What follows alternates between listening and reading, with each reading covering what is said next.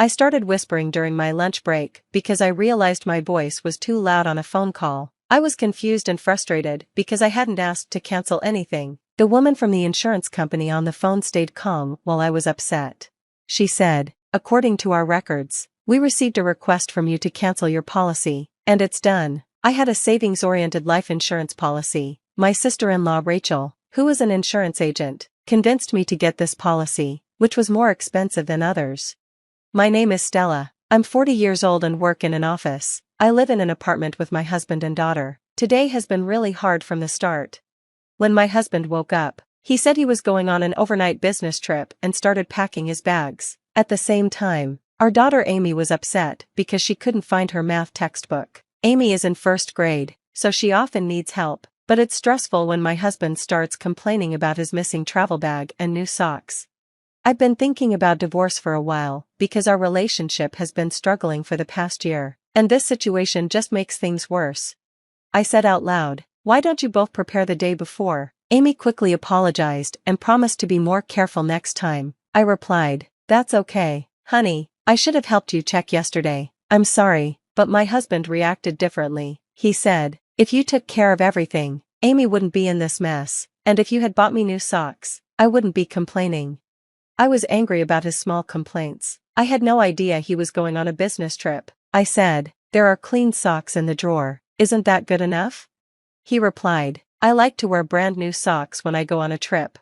I thought his preference was strange, but I kept that to myself. He goes on these overnight trips every few months, and I figured his company scheduled it, but he didn't bother to tell me.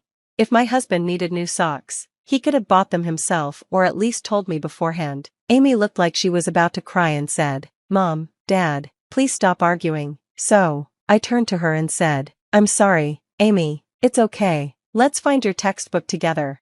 My husband went back to packing quietly while I helped Amy with her backpack. I sneaked a look at him and saw that he was packing casual clothes instead of his usual business outfit. I wondered, is he cheating again? Something felt wrong. He had cheated on me twice before. The first time was right before Amy was born. I thought about divorce then, but he begged me to forgive him, even getting our in-laws involved. My mother-in-law pleaded with me to stay with him, and my sister-in-law Rachel asked me not to leave her brother, so I decided not to go through with the divorce. But then, last year, he cheated on me again with a girl he met on a dating app. My husband tends to say whatever comes to his mind, and he's not good at hiding things. He thinks he's being sneaky, but I always find out. In a flash, he was caught again, crying and begging for forgiveness, even though he usually acts so confident. Seeing him cry, with his nose running, was just sad. I told him, "If there's another issue, we're done." I made him fill out divorce papers, moved all our savings into my account, and even though I forgave him, I no longer loved him. He always puts himself first, and I can't forgive him for not caring for our daughter, Amy, or spending time with her, but I plan to wait until Amy is a bit older before getting a divorce.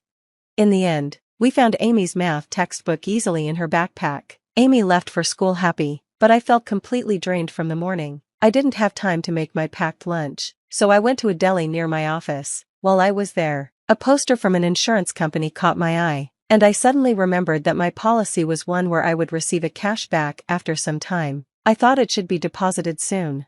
I'm paying a lot for my insurance every month. Without little joys, I wouldn't be able to keep going. I started to feel excited thinking about what I could do with the cash back when it finally arrives. Maybe I could buy Amy some new fall clothes. With a spring in my step, I stopped by the bank to update my passbook. To my surprise, not only was there no celebration money, but this month's insurance premium hadn't been deducted yet. I thought, isn't the premium supposed to be deducted the same month I get the bonus?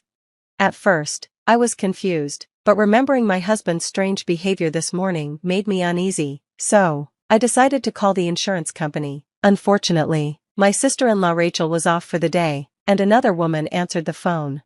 She told me that my policy had been cancelled and the cancellation fee was already paid, but I hadn't seen any money deposited in my account. The woman kept insisting that all the paperwork was in order and that the insurance company had done everything correctly.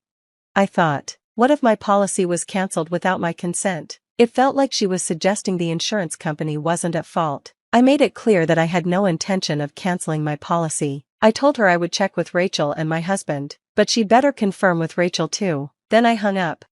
Before I knew it, my lunch break was almost over. I didn't even have time to eat the lunch I had bought from the deli, but I had lost my appetite anyway. I asked my boss if I could leave early, then I finished my work quickly. I left the office earlier than usual and immediately called my husband's cell phone. If he was really busy at work and couldn't answer, then that was just how it would be. "Stella, why are you calling me? I'm at work," he said after a few rings. He sounded annoyed, but I could hear cheerful music in the background. I thought, does he really think he won't get caught? This is ridiculous. "Sorry about that, but my life insurance was cancelled without my consent, and there's no cash value. Do you know anything about this? I think I might have been scammed, and I'm considering going to the police." "The police? What the hell are you thinking?" It was me. I suspected that my husband and Rachel were behind the cancellation, so I exaggerated my claims. My husband sounded shocked and immediately confessed. I felt relieved at first, but my anger quickly grew. "Oh really? It was you? Where's the cash value?" I demanded. "I used it to support my mom," he said. I was confused. Did something happen to my mother-in-law? Does she need money? "No, she just said she wanted to take a family trip to a holiday resort," he replied. I was surprised by his response. "You cancelled my life insurance without my consent for a trip? You used my money for travel expenses? The business trip was a lie?"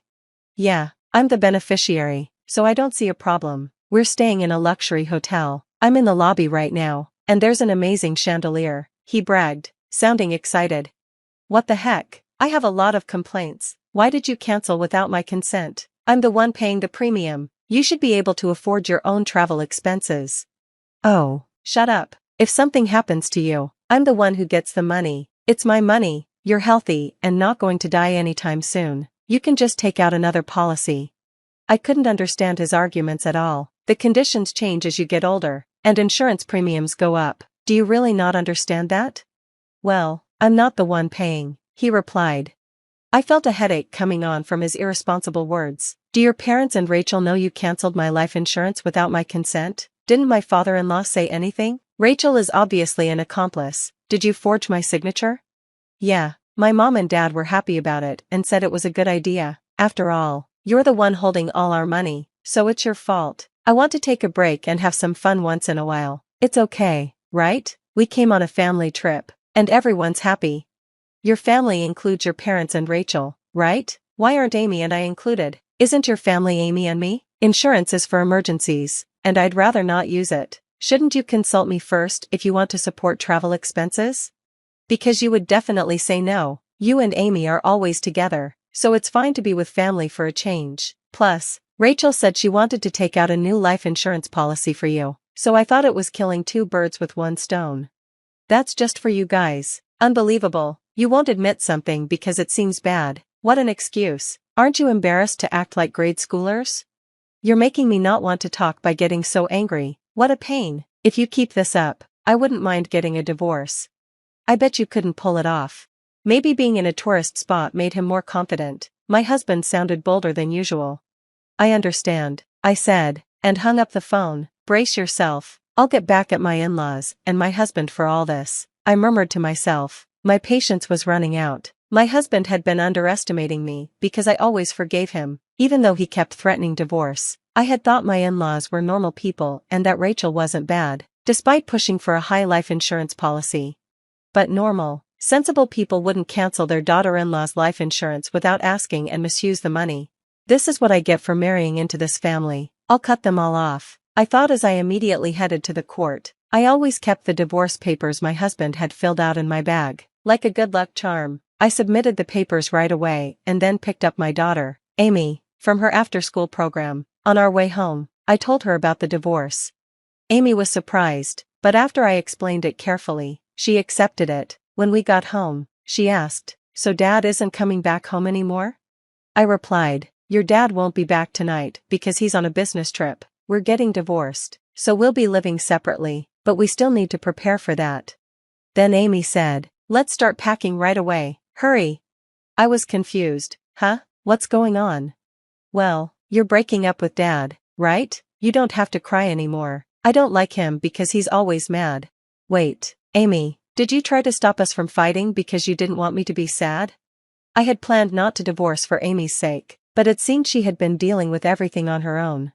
She said, "Dad never plays with me, even on his days off. He tells me to go away whenever I talk to him. He only uses me to say mean things to you. Like this morning. I've always been sad because I love you, Mom." Amy smiled slightly, and her smile pierced my heart. My husband, who was selfish and always put himself first, had been seen through by both me and Amy. It broke my heart to hear Amy's true feelings, and I felt like crying. "I see. I'm sorry, Amy. I've made you go through a lot. From now on, it'll be just the two of us, but I'll take good care of you. I really love you." Yay. I vowed never to let Amy be sad again. While she did her homework, I kept myself busy by reaching out to a lawyer and searching for realtors and movers online. Then I contacted my parents. When I explained the situation, they told me to come back home right away. "Amy doesn't have to transfer schools. If it's tomorrow morning, I can borrow a truck from an acquaintance to help us move our things," my father said. I contacted the landlord and the elementary school to explain that we'd be commuting from my parents' house. I decided to deal with the school paperwork gradually and called work to take a vacation day tomorrow. I wanted to get most things done before my husband got home. The next day, my parents came over, and we quickly moved our stuff to their house. Everything was done before my husband got home, and only his belongings were left in the apartment. I left a note that said we were divorced and that we were now strangers. Then I left the apartment. When my husband came home and realized we were gone, he would undoubtedly be stunned. Serves him right. The thought of it made me feel triumphant. I was able to prepare for the divorce so smoothly this time because I had researched the necessary steps after he cheated on me before. I had warned him then that next time there would be no discussion. We would divorce, and we had agreed I would keep custody and all our shared assets. In this way, my daughter and I started our new life at my parents' house.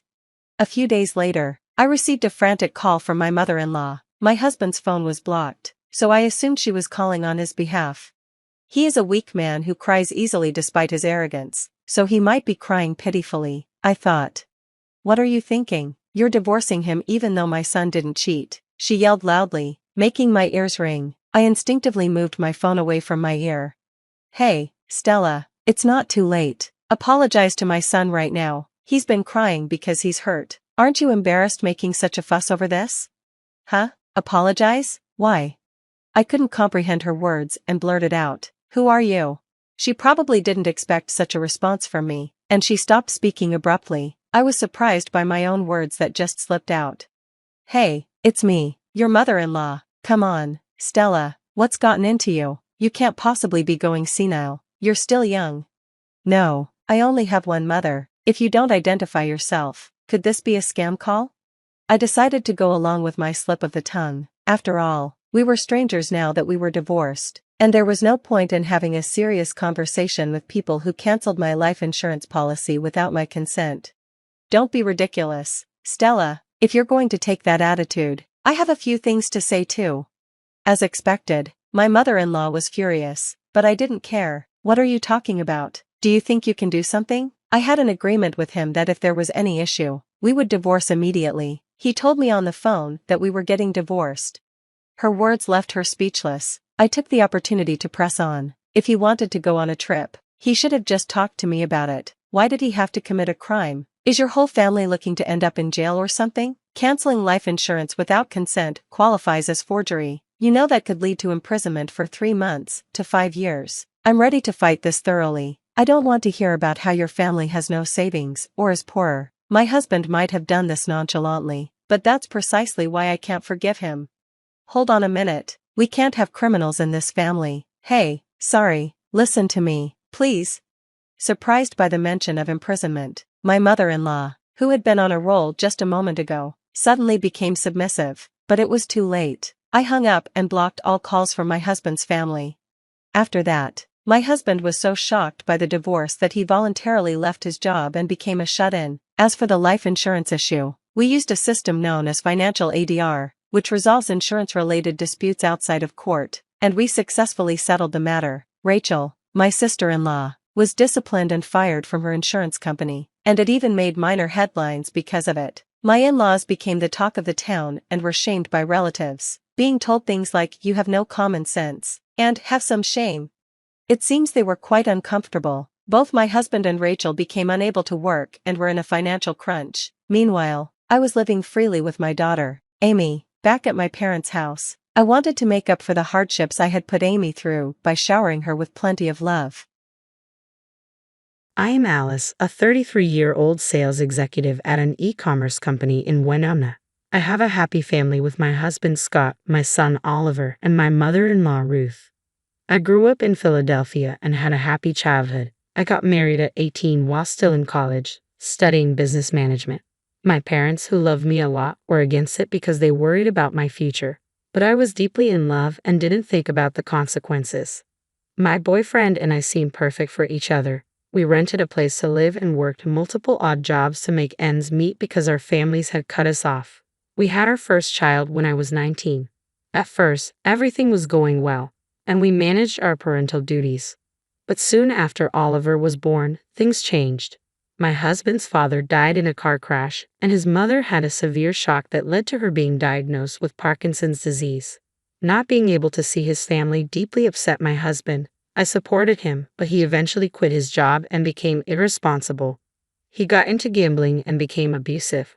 When he hit our 5-year-old son, I left him. I started over from scratch and found my current job. I decided to take a break from dating to focus on myself and my son. After a year, my best friend invited me to dinner with her and her fiancé. At the restaurant, a handsome man with warm hazel eyes asked if he could sit next to me. It was Scott. Yes, please, I smiled. We met again shortly after at her wedding, but we barely spoke. At the end of the evening, though, he came up to me and said, "Alice." "Oh, hi," I replied. "I hope you don't mind me saying this, but you look stunning in that gown." I shyly thanked him and asked if he would like to take a walk after the wedding. During that walk, we talked about our career goals, hobbies, and families. There was no going back after that.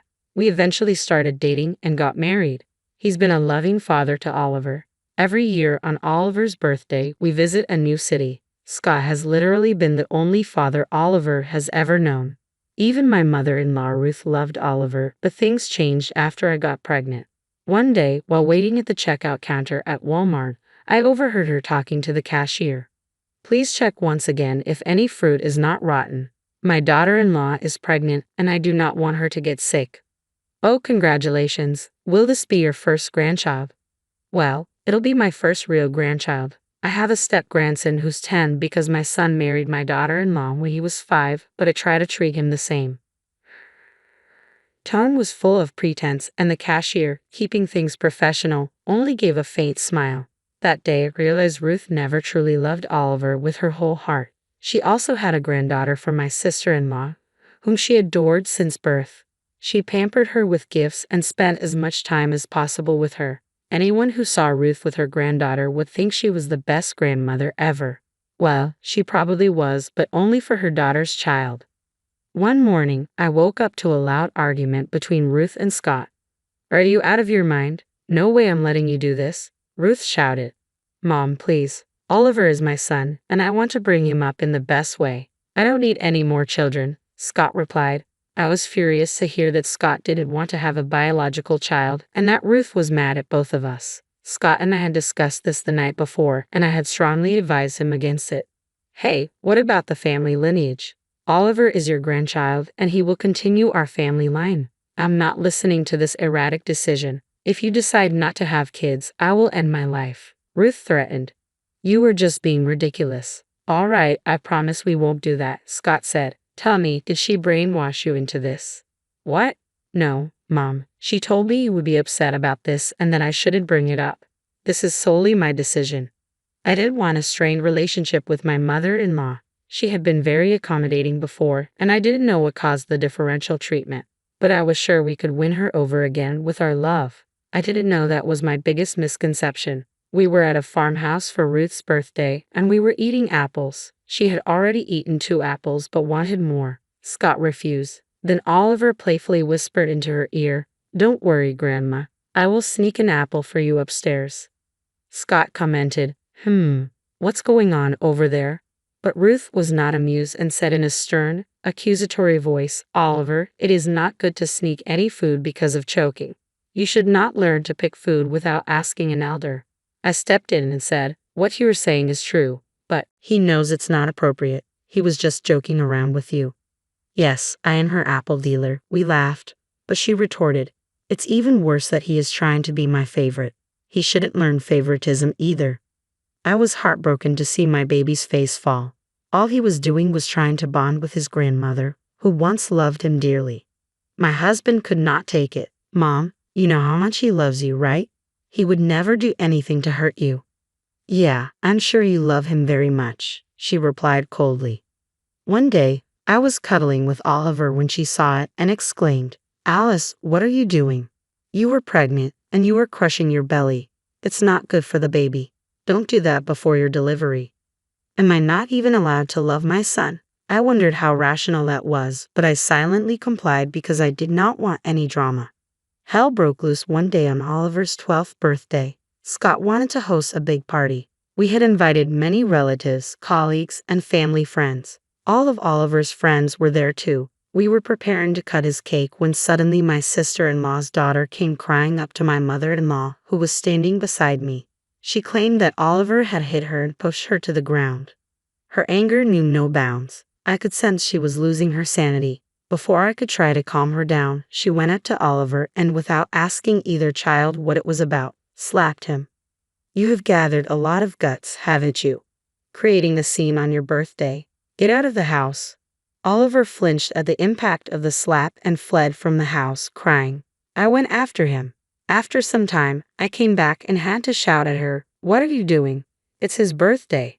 At least hear what he has to say. Stop siding with your son. I've neglected the fact that he forgets where he has come from. I have tolerated him enough.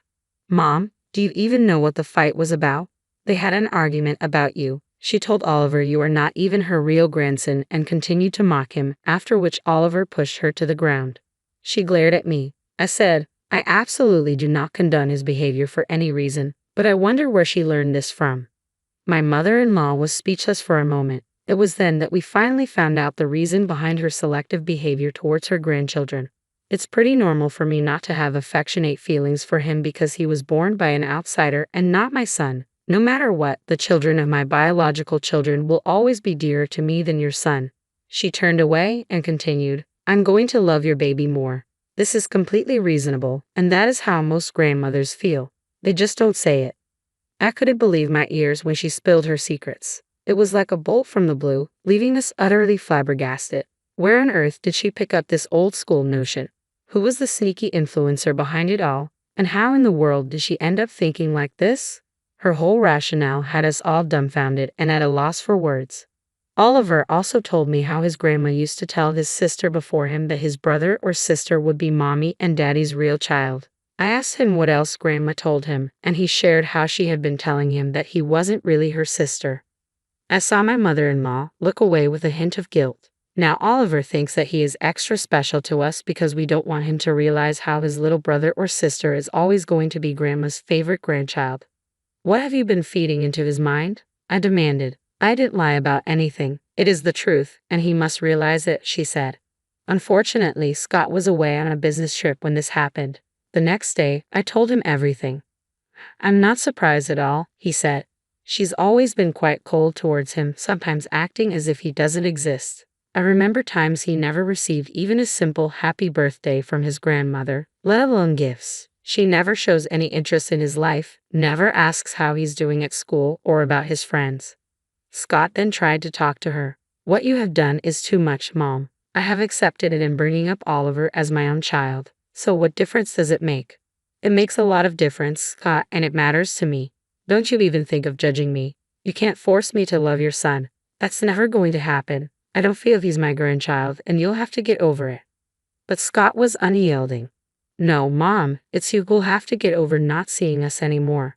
We don't need this kind of toxicity in our lives, and we definitely don't want our child to experience it. I want you to leave my house this instant. Shock and betrayal rushed through her face. She gaped at her son. Though I didn't want my husband to live away from his mother or to shun her this way, I thought it was for the best. It's not like we need her. We could be perfectly fine on our own. Being a grandmother to a child who loved her so much is a privilege, and she tossed it away by her own choice. Too bad for her. As much as it upset us, we had to make this decision. However, she wouldn't give up. That's not fair. You can't leave your elderly mother on the streets. I can sue you. Do whatever you want. You cannot see your grandkids from now on. You will be a bad influence on them anyway, Scott responded. Since she said that, I low-key hoped that when she got older, she wouldn't try to crawl back to us asking for help because our doors would be closed to her. If that's how you truly feel about me and my son, then you should not be a part of my children's lives. I will disown you legally and make sure you are not able to fill their minds with poison anymore, Scott said. He packed her things and she went to stay at her native home in Florida. Meanwhile, she kept threatening us over the phone and asserting her rights over the house and her grandchildren. She even bad-mouthed me to her relatives, blaming me for separating her from her son. Blinded with rage, Scott and I blocked her on everything after sending her a text detailing her actions that we heard from Oliver and his cousin, how it was absolutely unacceptable, and how she'd never see her grandkids until they were much older and could understand the world around them so they wouldn't be swayed by her words. We didn't hear from her for a long time after that.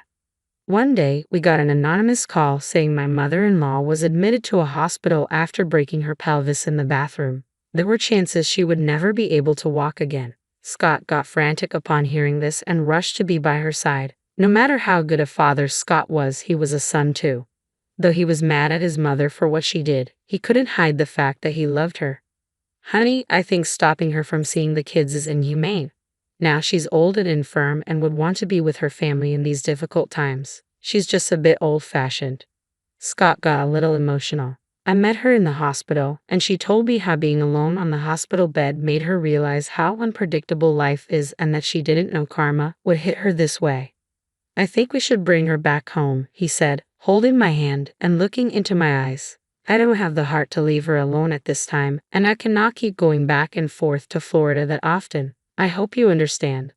Of course, honey, it pains me too to see her this way. No matter what, she is your mother and you should tend to her right now. I agreed.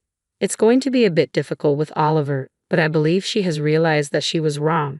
A few days later, she got discharged from the hospital, and we brought her home. Things were going smoothly, and I thought we had finally come together as a happy family. One day, Oliver was playing around the house when he accidentally slipped and hurt his elbow. We were unexpectedly visited by officials from the social services department a few days later. They said they had received a complaint that my husband and I neglected our child because we were eagerly awaiting the arrival of our own baby. The claim was substantiated when they saw the injury mark on Oliver's elbow and assumed we might have physically abused him. They attempted to forcefully take him away. I was scared and tried my best to convince them otherwise, but they wouldn't listen. They took my baby away. I was inconsolable, Scott said. I wonder who might have given them this false information.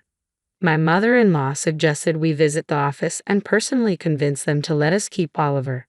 After a lot of hue and cry, we were finally able to get him back and prove that they might have received a malicious call.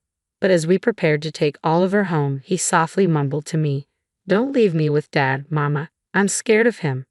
This came as a surprise to me since he had never said that before. Scott was shocked too. He tried to hug Oliver. One day, I found Oliver alone and managed to talk to him about that day. Oliver loves his mama, doesn't he? Yes, Mama. And he never lies to me, so will he answer honestly? He nodded. Why are you scared of Daddy, honey? Did he say something?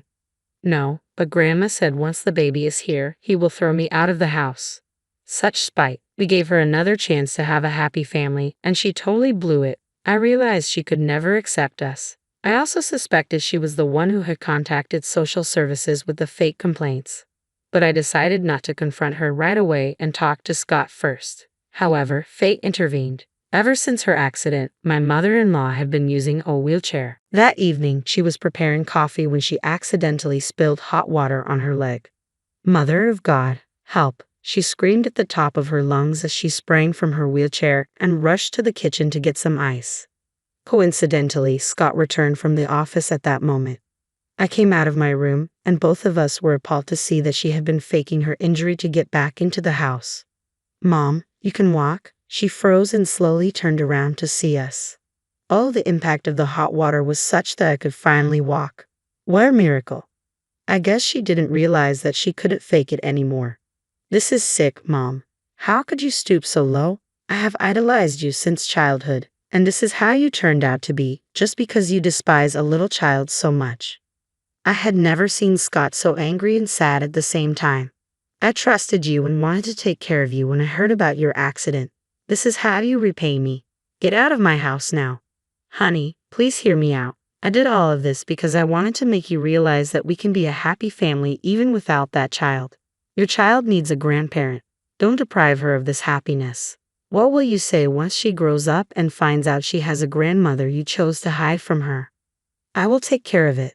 When he or she is old enough to understand your wrongdoings, they will automatically see that you could have done no good by being around them. Scott packed her things and came back with her luggage. You can't be a good mother if your mind convinces you to do and say all that to a young child, and even brainwash him. We never saw his mother after that. A few months later, I gave birth to a beautiful baby girl.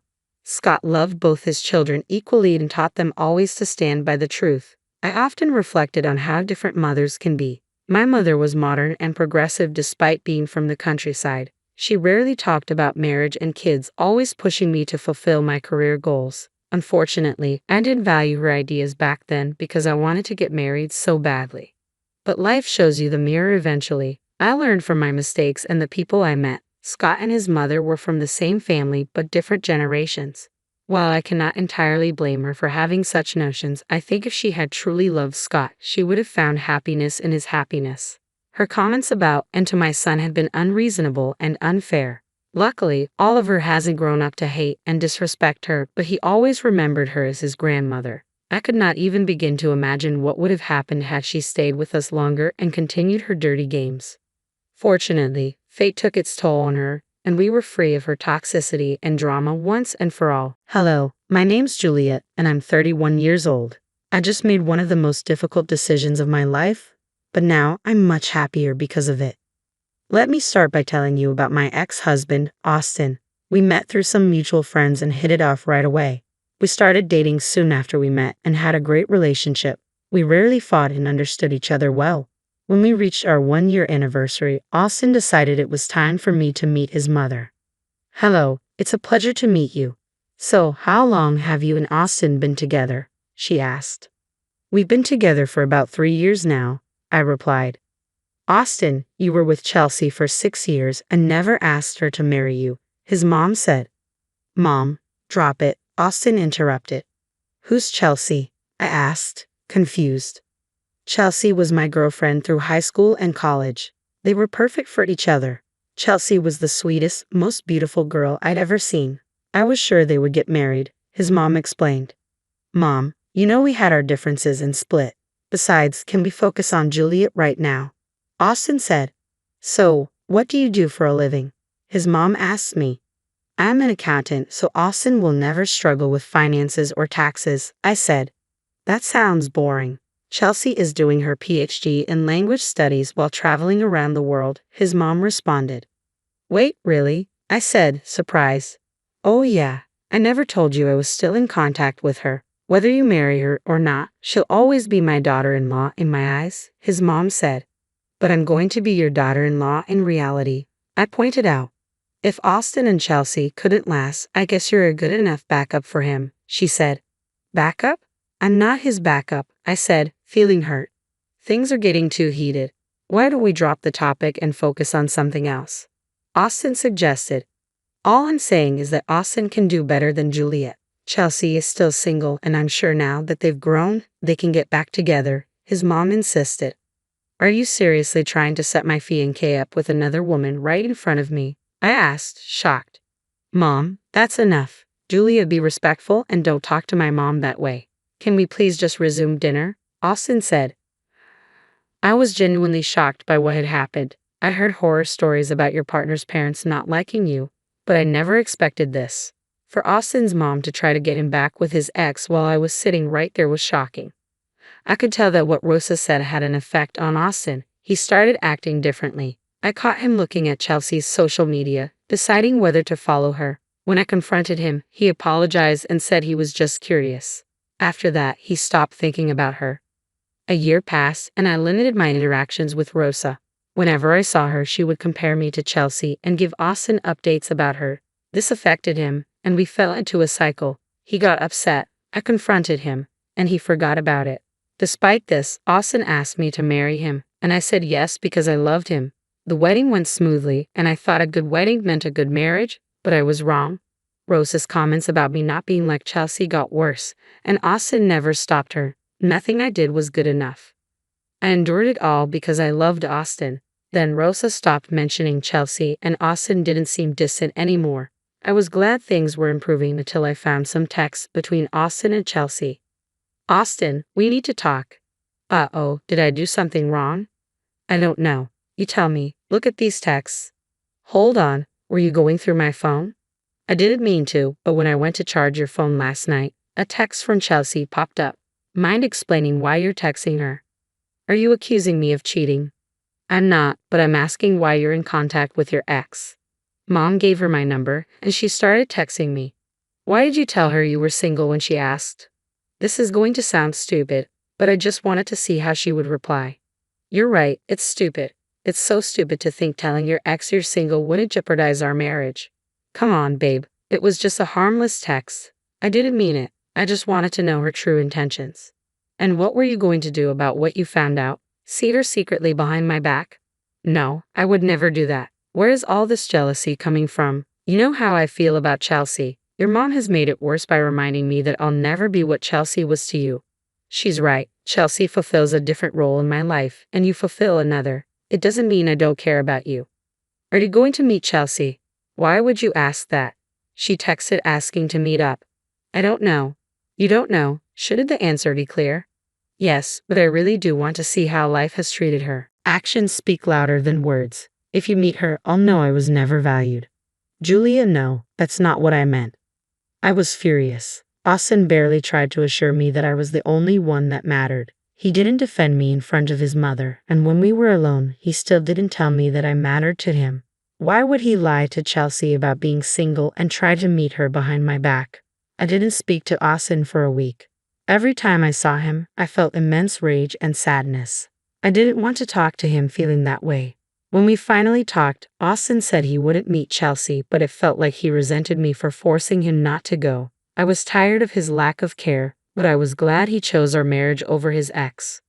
Eventually, I went back to being my normal self. Austin and I worked on our relationship because we were at a breaking point and wanted us to last. At least I thought both of us did. When Thanksgiving came around, Rosa invited us and her other children and their families for a big Thanksgiving feast. When we arrived, Rosa greeted us at the door. Hi, Austin. Hi, Julia. Happy Thanksgiving. Hi, Mom. It sure smells nice here. Hi, Rosa. Happy Thanksgiving. If you don't mind me asking, why is Chelsea, Austin's ex, here? You know that girl is part of the family. She had nowhere to go for Thanksgiving, so I invited her. Oh, that's nice. I can't wait to catch up with her.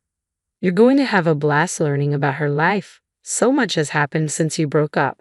Rosa, you know I don't like Chelsea. She tried to ruin my relationship with Austin. Why would you invite her? First of all, this is my house and I can invite whoever I want. Secondly, stop being a big baby about it. She and Austin aren't getting back together anytime soon.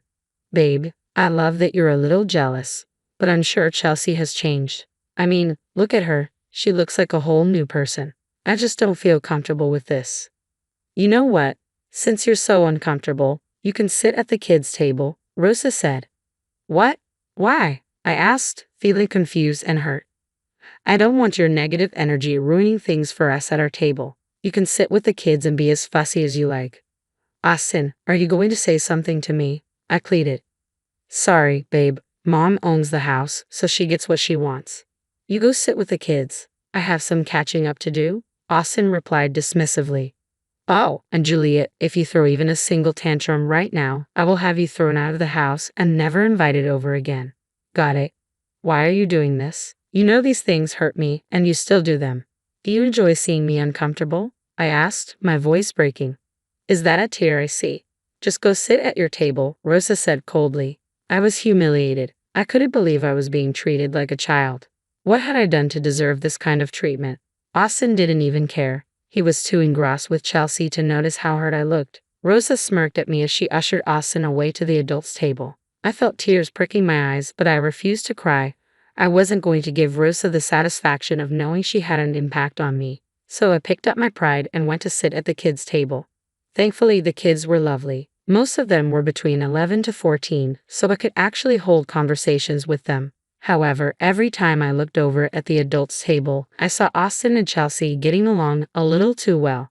Chelsea constantly had her hand on Austin, and she laughed at everything he said. Austin looked like he was having the time of his life. I felt like my skin was crawling. How could Austin behave that way when he knew his wife was seated just a few feet away?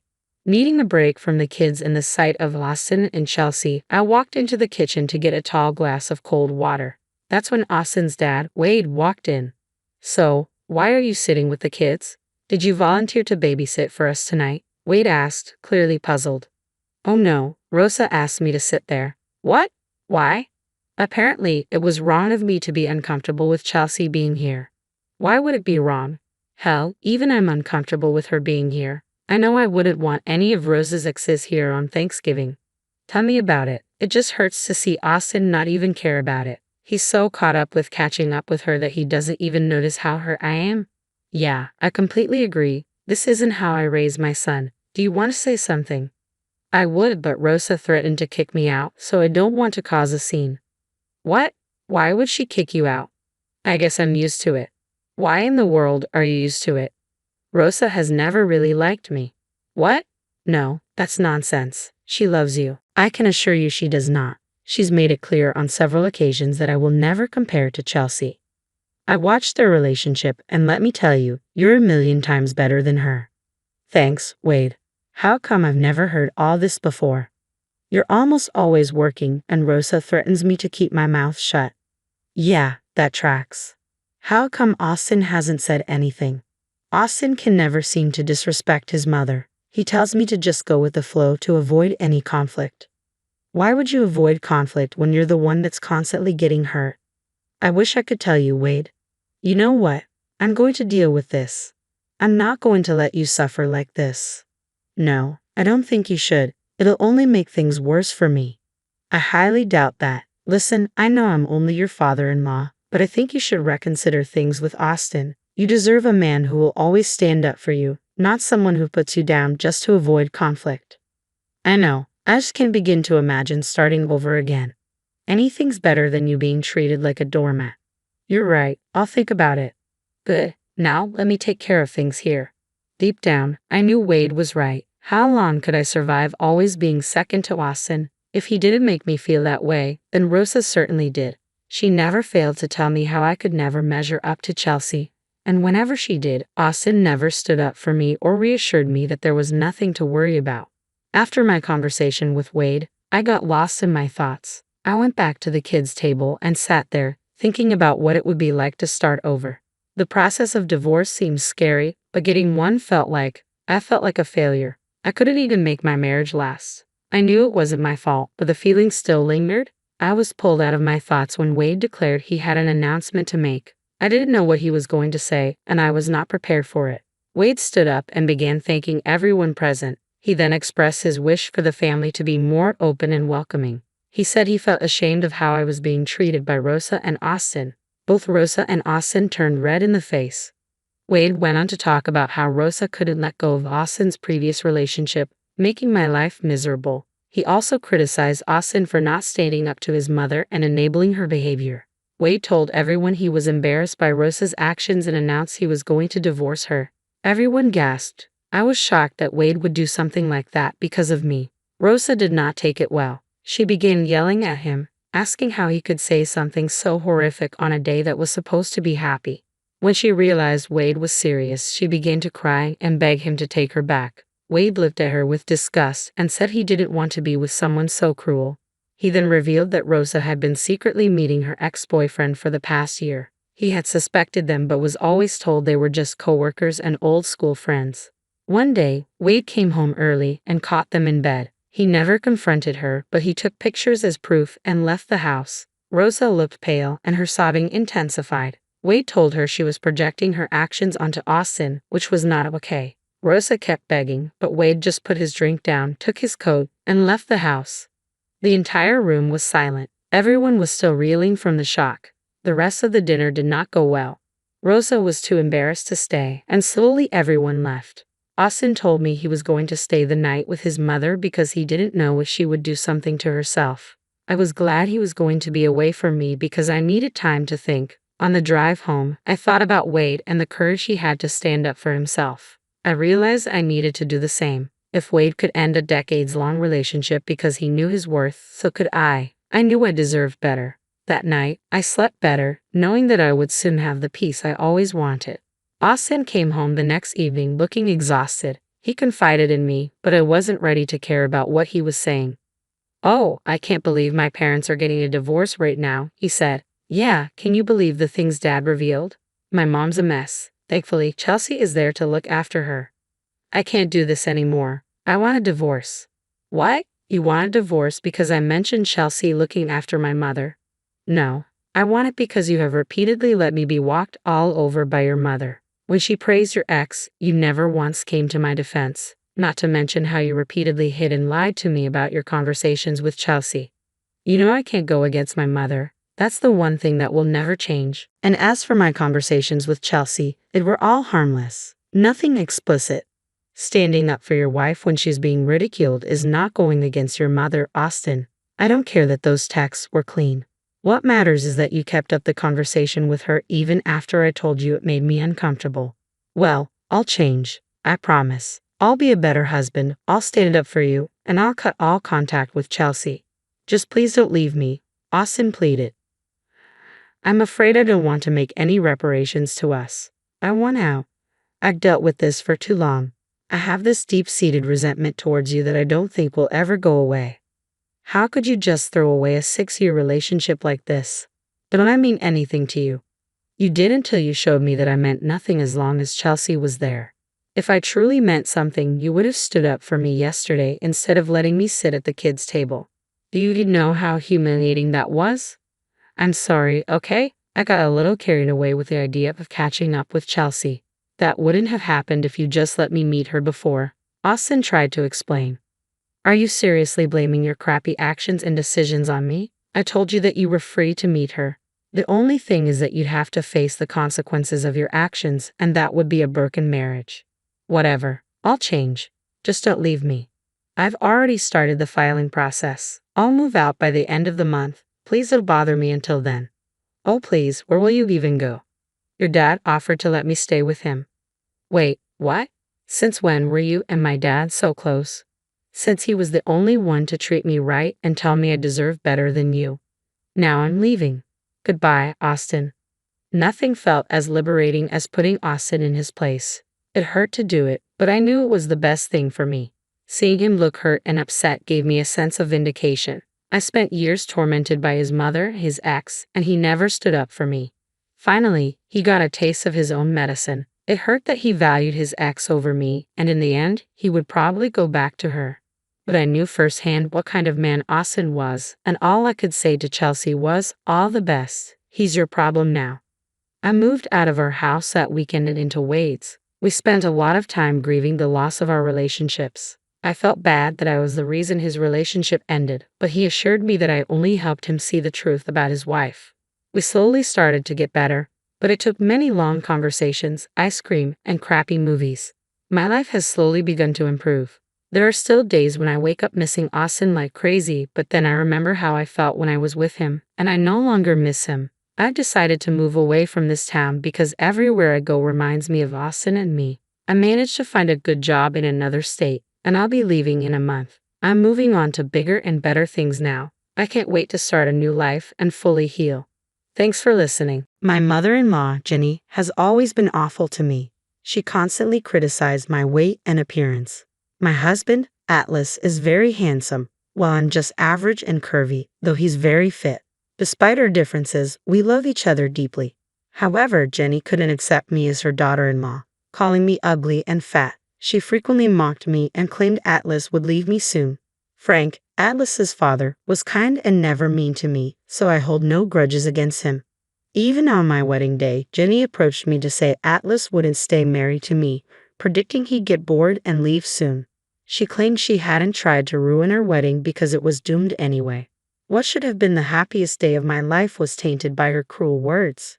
After we married, Jenny regularly made hurtful comments and warned Atlas against starting a family with me, acting like our marriage was destined to fail. About a year and a half into our marriage, Atlas had enough and decided to have minimal contact with her. We were prepared to keep our distance until something surprising happened. We found out I was pregnant with a boy. Though unplanned, we were thrilled. Atlas and I knew we had to tell his parents. He wanted to give Jenny another chance, hoping she might change for her grandson. Though I had doubts, I agreed. We decided to visit his parents and share the news in person. Jenny was happy to see Atlas after a period of low contact. When we arrived, Jenny was excited to see Atlas but froze when she noticed my slightly protruding belly. "What is that? Are you pregnant?" she asked. "Yes, Jenny, I'm pregnant," I confirmed. "Is she telling the truth? Atlas, are you too having a child?" she questioned further. "Yes, Mom, that's why we're here. We wanted to tell you and Dad in person that we're expecting a boy," Atlas replied. Frank was overjoyed, hugging and congratulating us repeatedly, reacting just as we had hoped. Jenny, however, stood frozen and slowly backed away with a shocked expression on her face. I was immediately taken aback by her behavior. After a moment, she started shaking her head in disbelief and said, No, this can't be happening. Tell me this is a joke." "What do you mean, Mom? Why would this be a joke? We are really expecting a child. Aren't you happy for us?" Atlas asked. "No, I am not happy for you. I'm extremely mad right now," Jenny replied. "Why, Mom? What's the matter?" Atlas questioned. "That woman cannot have my grandson. No, this can't happen to me," Jenny said. "What's the matter, Mom? Why are you reacting this way?" Atlas asked again. "What were you thinking? Getting her pregnant? Atlas, she is completely unfit to have my grandson. She has the worst genes, and my grandson will turn out to be ugly and dumb," Jenny exclaimed. Everyone was stunned by what Jenny said. Even Frank was in shock because he hadn't expected Jenny to react so badly to this good news. Atlas was speechless, staring at his mother in disbelief. I was high on hormones and immediately started to cry because I felt utterly humiliated. I quietly sobbed, struggling to form words. Frank was the first one to break the silence. "What are you talking about, Jenny? Have you gone mad?" Frank asked. "No, I haven't gone mad, but our son sure has. Look at what he did, Frank. This is horrible," Jenny responded. "Oh my God, Mom, really? Tell me what's so horrible about what I did," Atlas retorted. "First, you married that ugly, fat woman and didn't listen to me when I said she doesn't belong in our family. Then you went ahead and got her pregnant. How could you be so careless, Atlas? Now my grandson will look like his ugly mother, and I'll have to accept that," Jenny ranted. I couldn't believe she would call her own grandson ugly if he turned out to look like me. I know I'm not the best-looking person, and I can tolerate her insults to an extent, but calling my future child ugly was too much. In my pregnancy-induced rage, I yelled through my tears, "How can you call your own grandson ugly, Jenny? I can understand that you don't like me, but how can you judge your unborn grandson? If he turns out like you, I swear I'll have a heart attack." I thought that once Atlas married you, he would realize what a big mistake he'd made and divorce you to find a better girl. But now I see that you've baby-trapped my son and absolutely destroyed his life, Jenny accused. "Baby-trapped your son, Jenny? Is that what you're saying? How can I baby-trap him when we are already married?" I cried. "You knew he would leave you sooner or later. Who would want to stay with you, let alone have a baby with you?" Jenny continued her tirade. Jenny was being incredibly cruel to me that day. She was crying and lamenting how her grandchildren would now be ugly like me. I was already feeling a little more insecure because of the pregnancy weight gain, and coupled with Jenny's horrible comments, I wanted to just bury myself in a hole. I started to cry loudly because Jenny had successfully ruined the happiness I felt from being pregnant. Atlas rushed to my side to comfort me while I sobbed. Jenny sat there looking pissed but also with tears in her eyes. Frank didn't know what to do and sat there in disbelief. After a while, Atlas looked at his mother with the most disgusted and angry expression I had ever seen on his face. He held me close to him and said to his mother, "You have crossed all limits today, Mom. How could you make my pregnant wife cry? You need to apologize to her right now." "I'm not apologizing to that woman. You need to wake up and open your eyes, Atlas. This woman isn't worth your time," Jenny retorted. "She is my wife, Mom. I love her, and she's more than enough for me. I'm going to start a family with her, and nothing makes me happier than this," Atlas said firmly. "You should have listened to me and taken precautions so that she didn't get pregnant. God knows whose baby she's carrying. Maybe she slept with someone else and is trying to pass off the child as yours. But then again, who would want her? Jenny spewed more vitriol. Shut the hell up, Mom. How dare you speak about Faith like that? Who gave you the right to insult her? I'm telling you one last time, Mom. Apologize to my wife right now, Atlas demanded. No, I won't apologize to her. I meant every word I said, and I don't want her to have my grandson. It's the truth, Jenny stubbornly insisted. Atlas now looked even angrier. Jenny was adamant that she hadn't done or said anything wrong. She huffed, crossed her arms, and refused to look at me, probably because she couldn't stand the sight of my pregnant belly. Atlas noticed it all, and then said it in an eerily calm voice. So you don't want my wife to carry your grandson, right? Yes, I don't want that woman to give me a grandson, Jenny affirmed. Well then, you will no longer have a grandson or a son anymore, Atlas declared. What do you mean, Atlas? Jenny asked, shocked. I mean that my family and I will be going no contact with you, Mom. You don't want an ugly daughter-in-law, grandson, as you put it? Very well, you won't have to associate with us anymore, Atlas stated. Jenny was taken aback when Atlas said that she wouldn't be in our lives anymore. She was in shock, and so was I. I had hoped Atlas would stand up for me, but I never expected him to cut ties with his mother so decisively. I hadn't realized that Atlas would talk about cutting Jenny off entirely. No one had expected that. Jenny looked at Atlas in disbelief and said, You would cut me off for that worthless woman. She is not worthless, Mom. Faith is my everything, and so is my child. I have no problem cutting you off to protect my wife and child from you, Atlas replied firmly. How can you even think about that, Atlas? I'm your mother. I carried you for 9 months and brought you into this world, Jenny argued.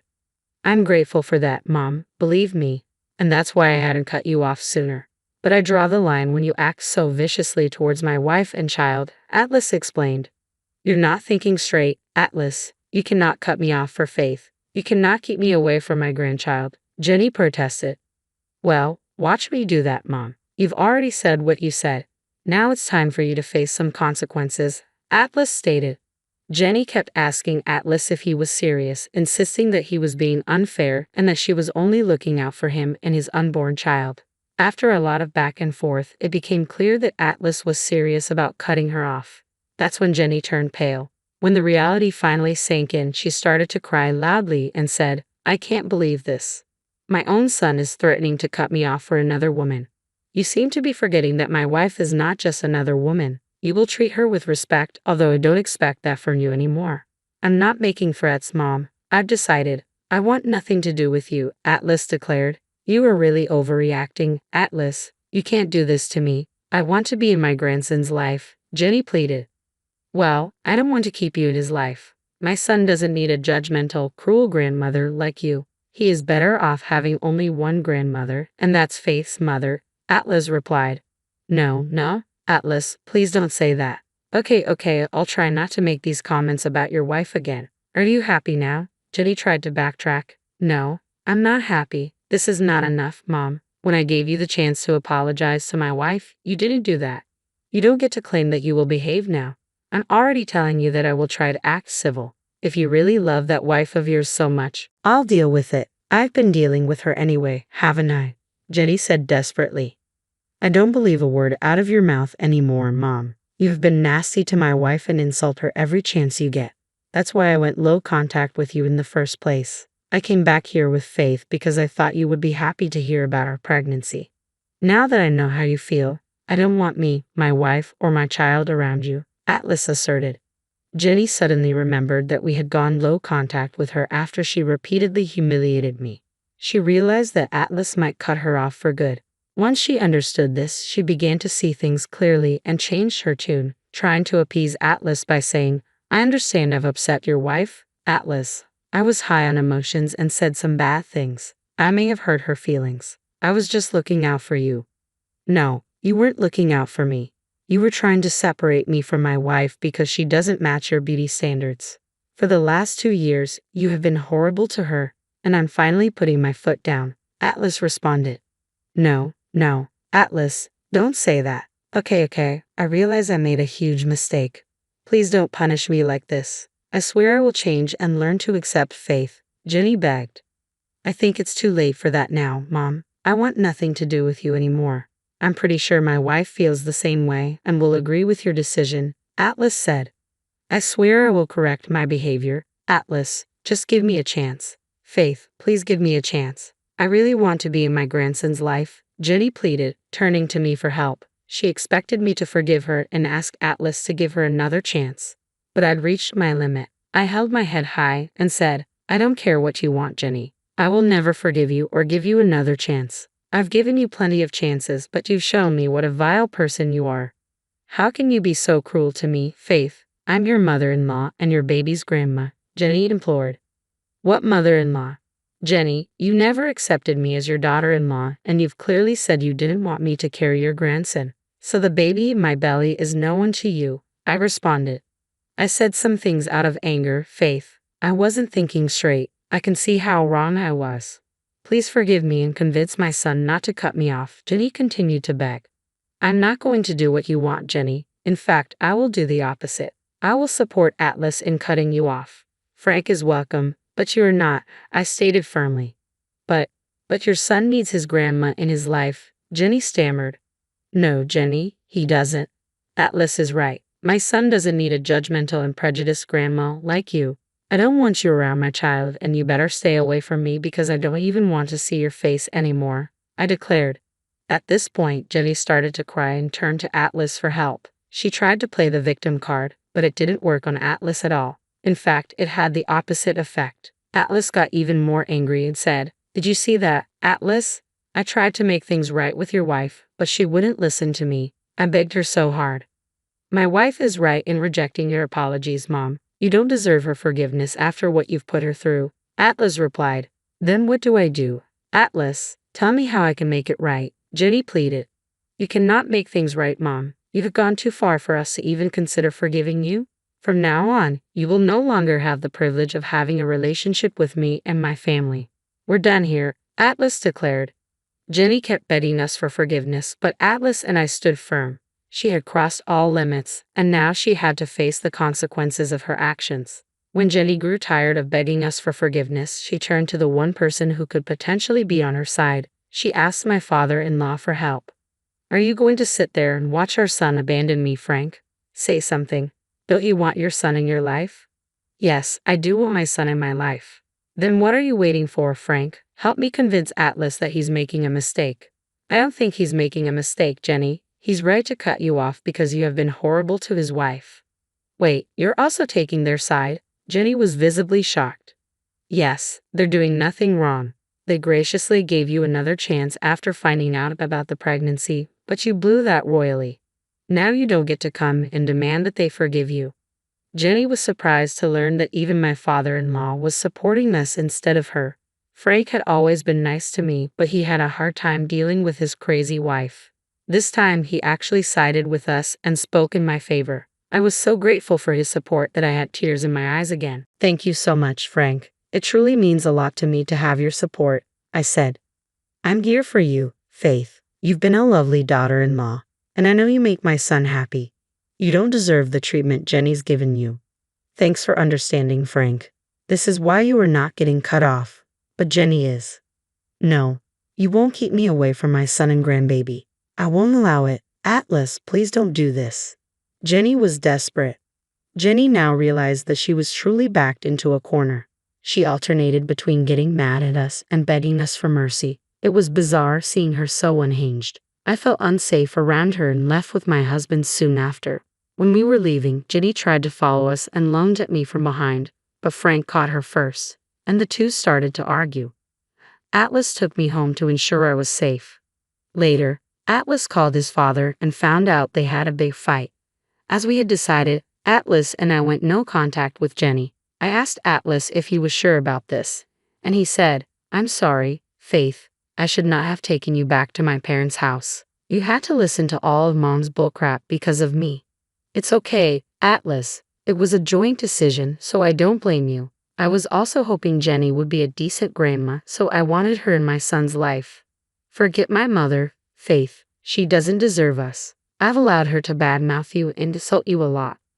I promise I won't let that happen again. I will do my duty and protect you and our child.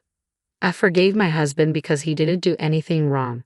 I was glad he stood up for me and told him so.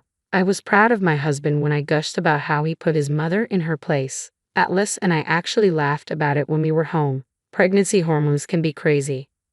Atlas and I went no contact and also informed everyone in the family about what Jenny had done. Frank verified our account so that Jenny couldn't spin tales to make us look bad. Most family members sided with us and told us that we did the right thing. There were a few who wanted us to forgive Jenny, but we ignored that. The pregnancy was a roller coaster ride with Jenny showing up and trying to force her way back into our lives. She didn't get much of an opportunity because we shut her out and even called the cops once. She had been removed from my baby shower and even thrown out of the hospital when I gave birth. Atlas and I welcomed our baby boy 5 months ago. I'm recovering well and was able to safely deliver my child. We are over the moon as new parents and adjusting to our new life. However, Jenny has been creating trouble for us as well. The good news is that we are filing a restraining order against her. She made some graphic threats against me and I took all those texts to the cops. They took me seriously and told me that they would conduct a welfare check on her.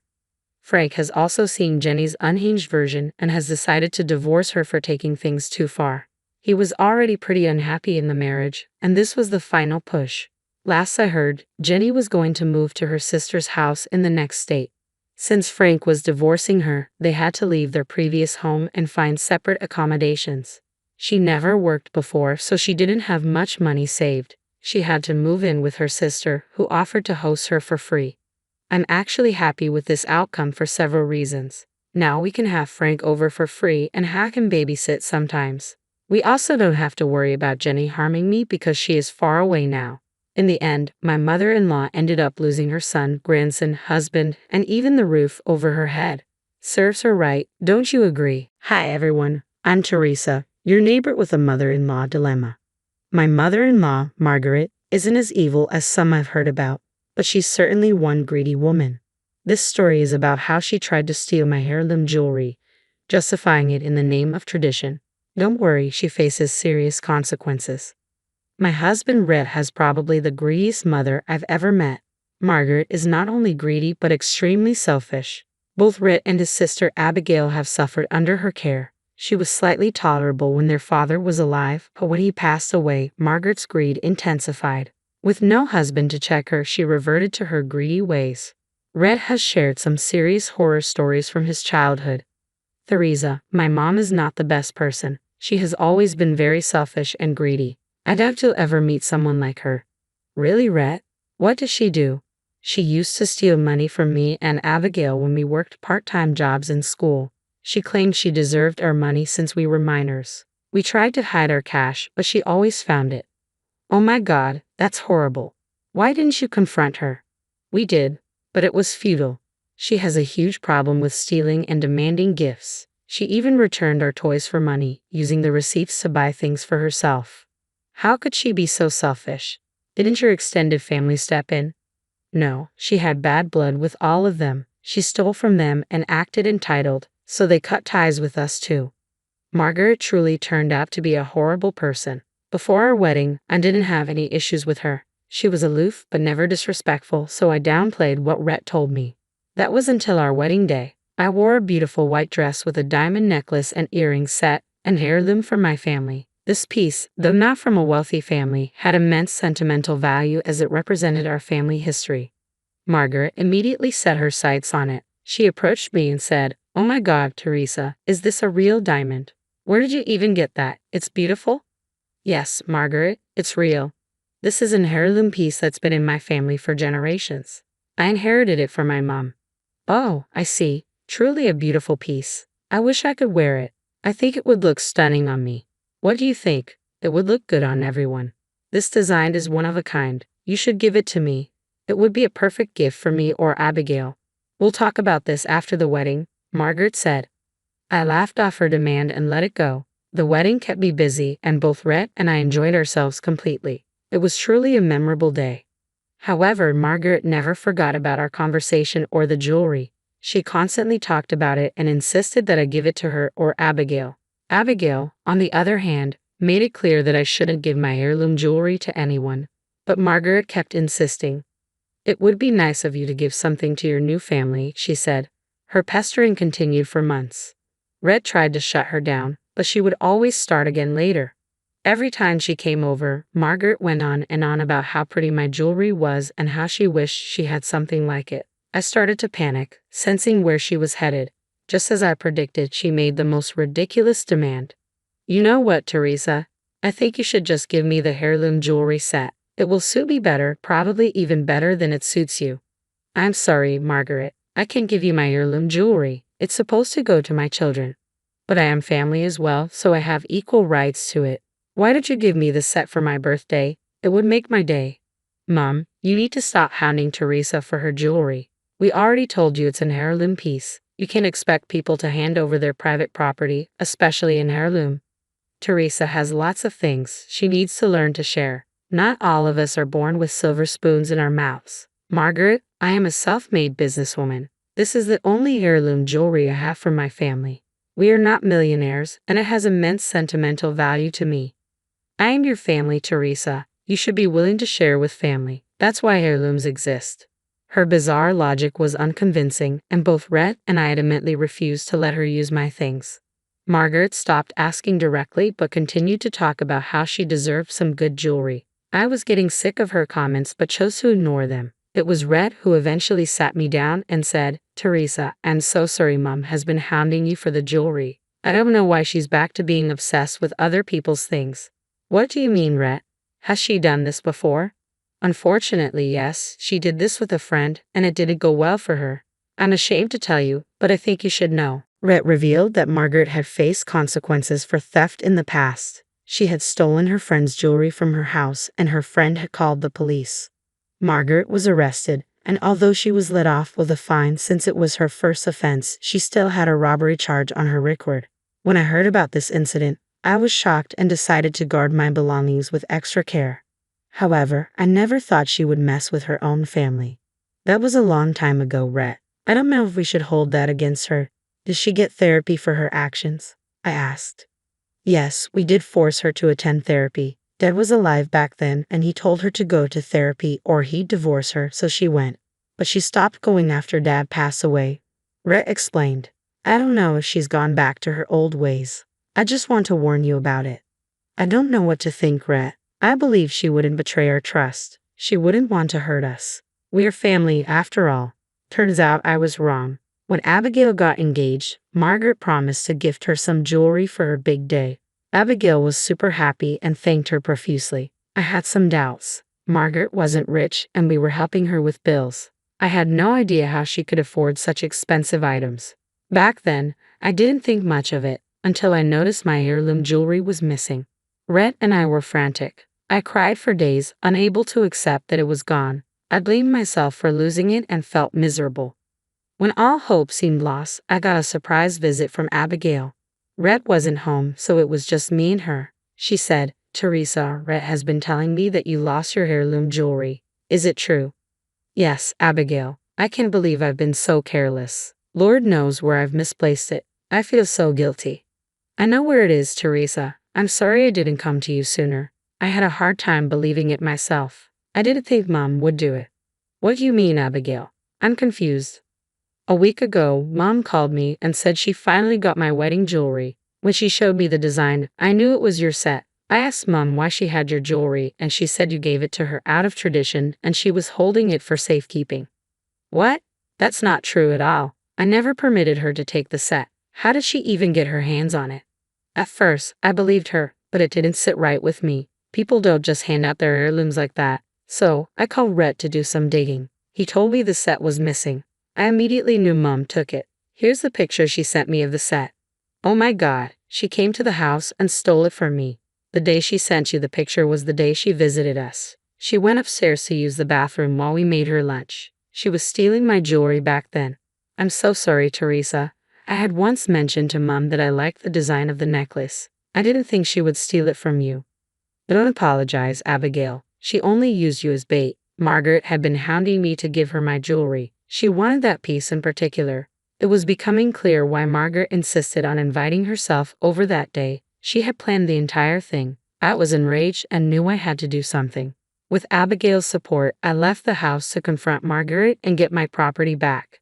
After discussing the details with Abigail, we went to Margaret's house. I knew confronting her was important and I needed to do it that day. It helped that Abigail supported me fully. I showed up at Margaret's house and demanded to speak with her. When she let me in, I said, "You should know why I'm here, Margaret. I know you took my jewelry. I want it back right now. Don't try to lie to me." Abigail told me everything. "Teresa, there is no use asking for the set. It is not yours anymore. I'm going to give it to my daughter now. It belongs to Abigail." "Are you insane? Did you steal my heirloom jewelry to give it to Abigail? What is wrong with you? It's not yours to give. Who told you it was okay to steal from me?" "Well, you see, we have a family tradition of passing down wedding jewelry between sisters-in-law. So Abigail is going to get the necklace that you wore at your wedding. From now on, the set is all hers. You must be out of your mind. There is no such tradition in your family. Why wasn't I offered anything when I got married? You're rich and don't need more things. Besides, you're not a real part of our family, so you don't deserve to be part of this tradition. So, I don't deserve to get anything, but it's okay for you to give my jewelry to your daughter?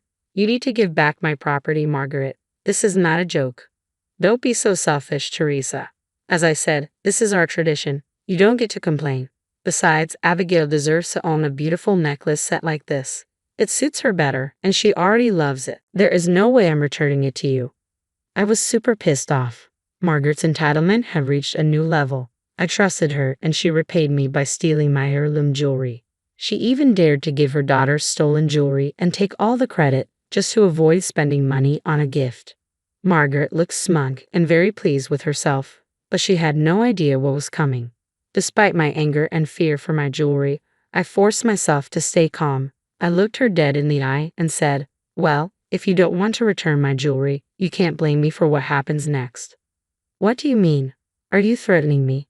I'm not scared of you and your empty threats. You told me a great story about the amazing tradition in your family. Let me tell you about my family tradition.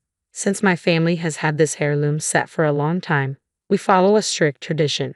By tradition, we have this piece completely insured in case someone steals it. When that happens, we go straight to the police to file a theft report." Margaret's eyes widened. "What are you trying to say? Surely, no, you didn't file a report against me." "I am not joking, Margaret. Like you, I take my family tradition very seriously, so I made a police report before coming here. Abigail even went with me and provided all the proof of your theft. The police will be here soon." No, you are lying. You didn't call the police. This can't be true. I might go to jail this time. They will never let me walk free. Why don't you wait and find out? Let's see if I'm speaking the truth." At that point, we saw cop cars coming from the corner of the street. As soon as Margaret saw them, she ran out the back door into the alley. I had no idea where she went. When the police arrived, she was nowhere to be found. I explained the situation to them, and they promised to search the house for my missing jewelry. So, I left and returned home. I had no idea when Margaret would be back. Back at home, I told Rhett everything that had happened. He was appalled by his mother's behavior. Abigail also called and showed him all the proof. "Oh my gosh, Teresa," Rhett said. "I had no idea my mom would do something like this. This is ridiculous. I'm truly ashamed on her behalf. I tried talking to her about returning my jewelry. She hid it somewhere and told me that she wouldn't give it back. You know how sentimental the piece is to me, so I went to the police." "I understand, Teresa. I would have done the same if I were you. It's just all a shock to me. I need some time to process it. Don't worry, I won't help out Mom in any way. She doesn't deserve that." Margaret went missing for a while. For days, the police tried to find her, but to no avail. We went back to the house with the police and found the necklace in a secret box. Since Rhett had a spare key and permission to enter, we were able to legally enter Margaret's house without her presence. However, I decided not to drop the charges just yet. I wanted her to suffer a little more. After about 2 weeks, Margaret called Rhett from an unknown number. When Rhett picked up, she was sobbing. He put her on speaker so I heard everything. "Rhett, it's me, your mother. Your wife has sent the cops after me. I'm scared, so I am on the run. Please help me come home." "Mom, you stole and gave away my wife's property. Of course, she would file a police report against you. If you're so scared of the police, why did you steal from Teresa? How could you betray our trust like that?" I really wanted Abigail to have something nice. I cannot afford to give her jewelry. Teresa has enough already. She doesn't need so many things. Abigail deserves to have something nice. Mom, don't pull Abigail into this. You wanted the jewelry for yourself. You have been hounding Teresa to give you the set. Abigail never told you to steal it for her. Rhett, please. I understand I made a mistake, but Teresa is out to get me. You need to help your mom. I can't go back home. Mom, I can't help you at this point. The police will do everything in their power to find you. Teresa and I might forgive you and take down the case if you apologize.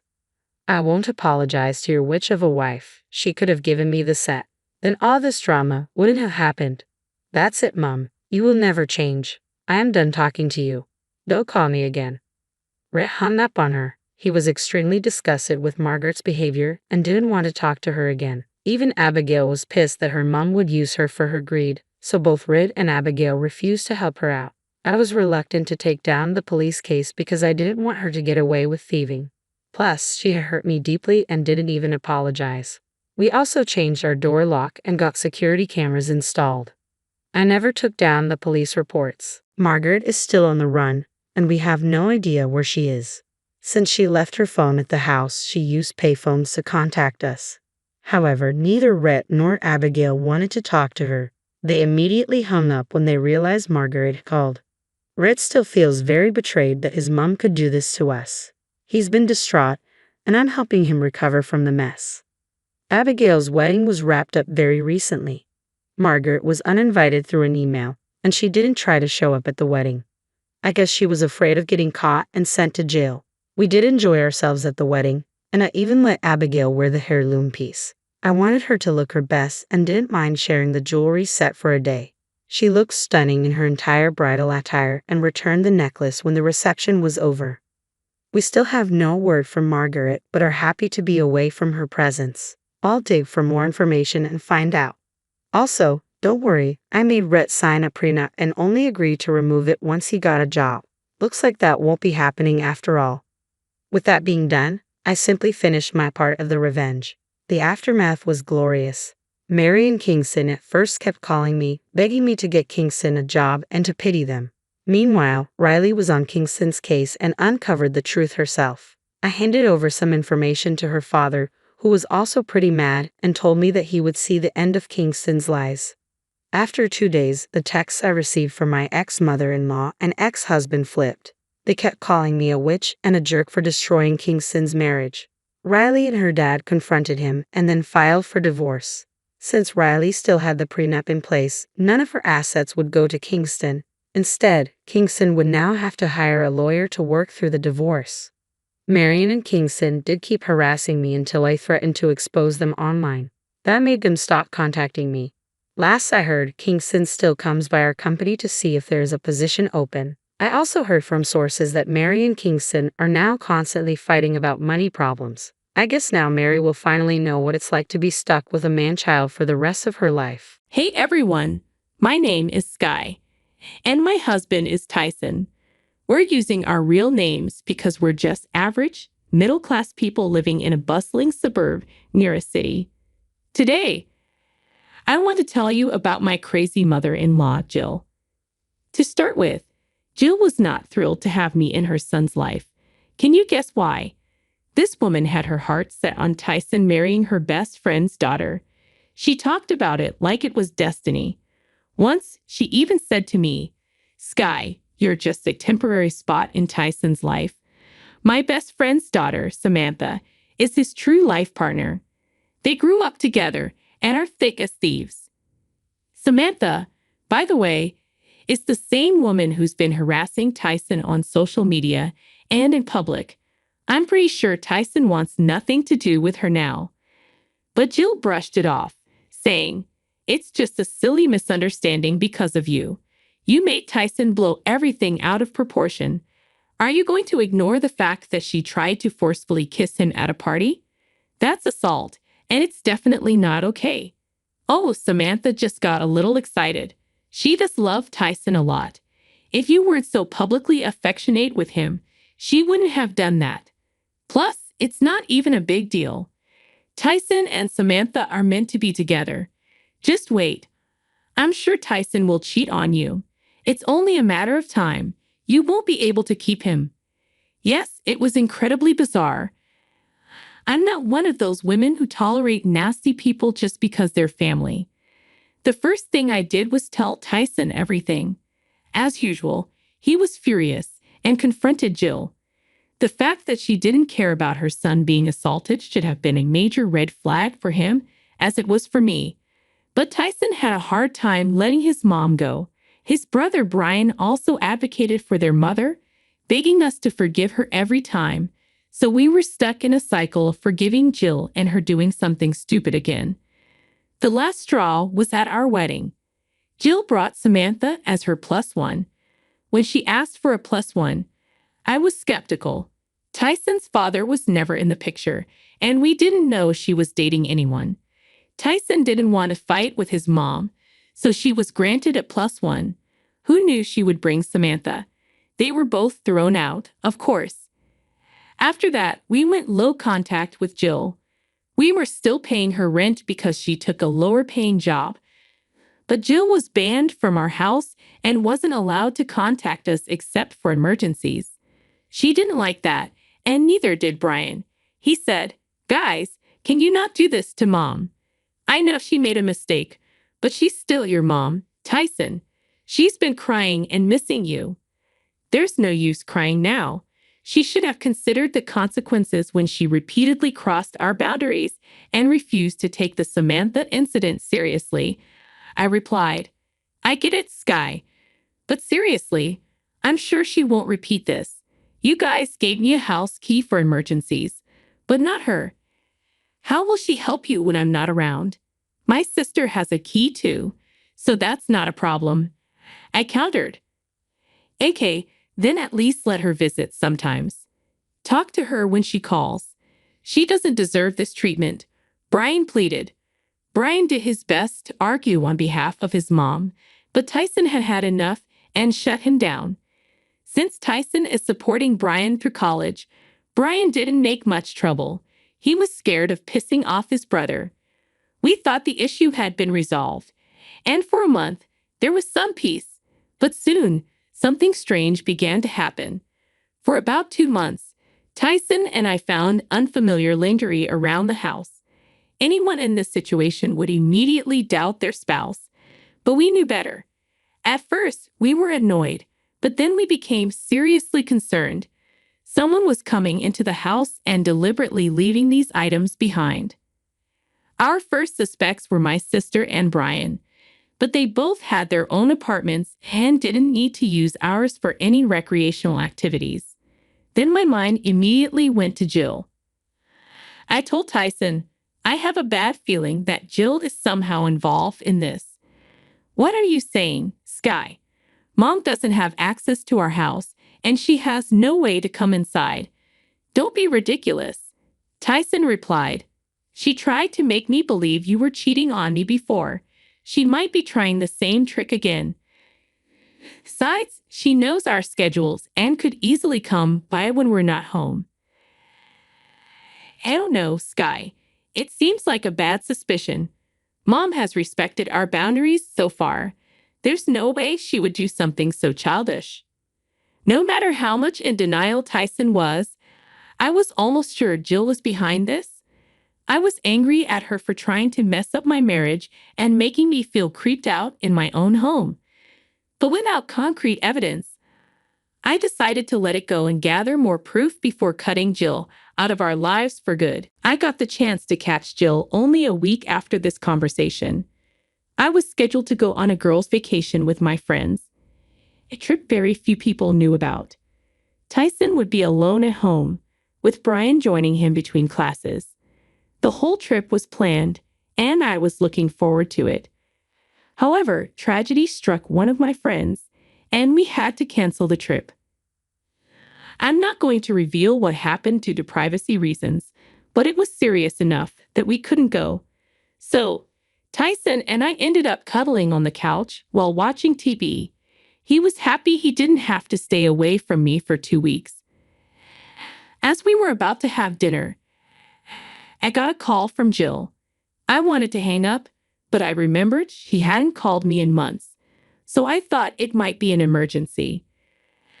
I put her on speaker and hushed Tyson as I picked up. Immediately, I heard Jill crying.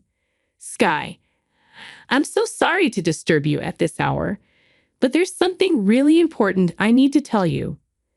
What's the matter, Jill? Are you crying? Is everything all right?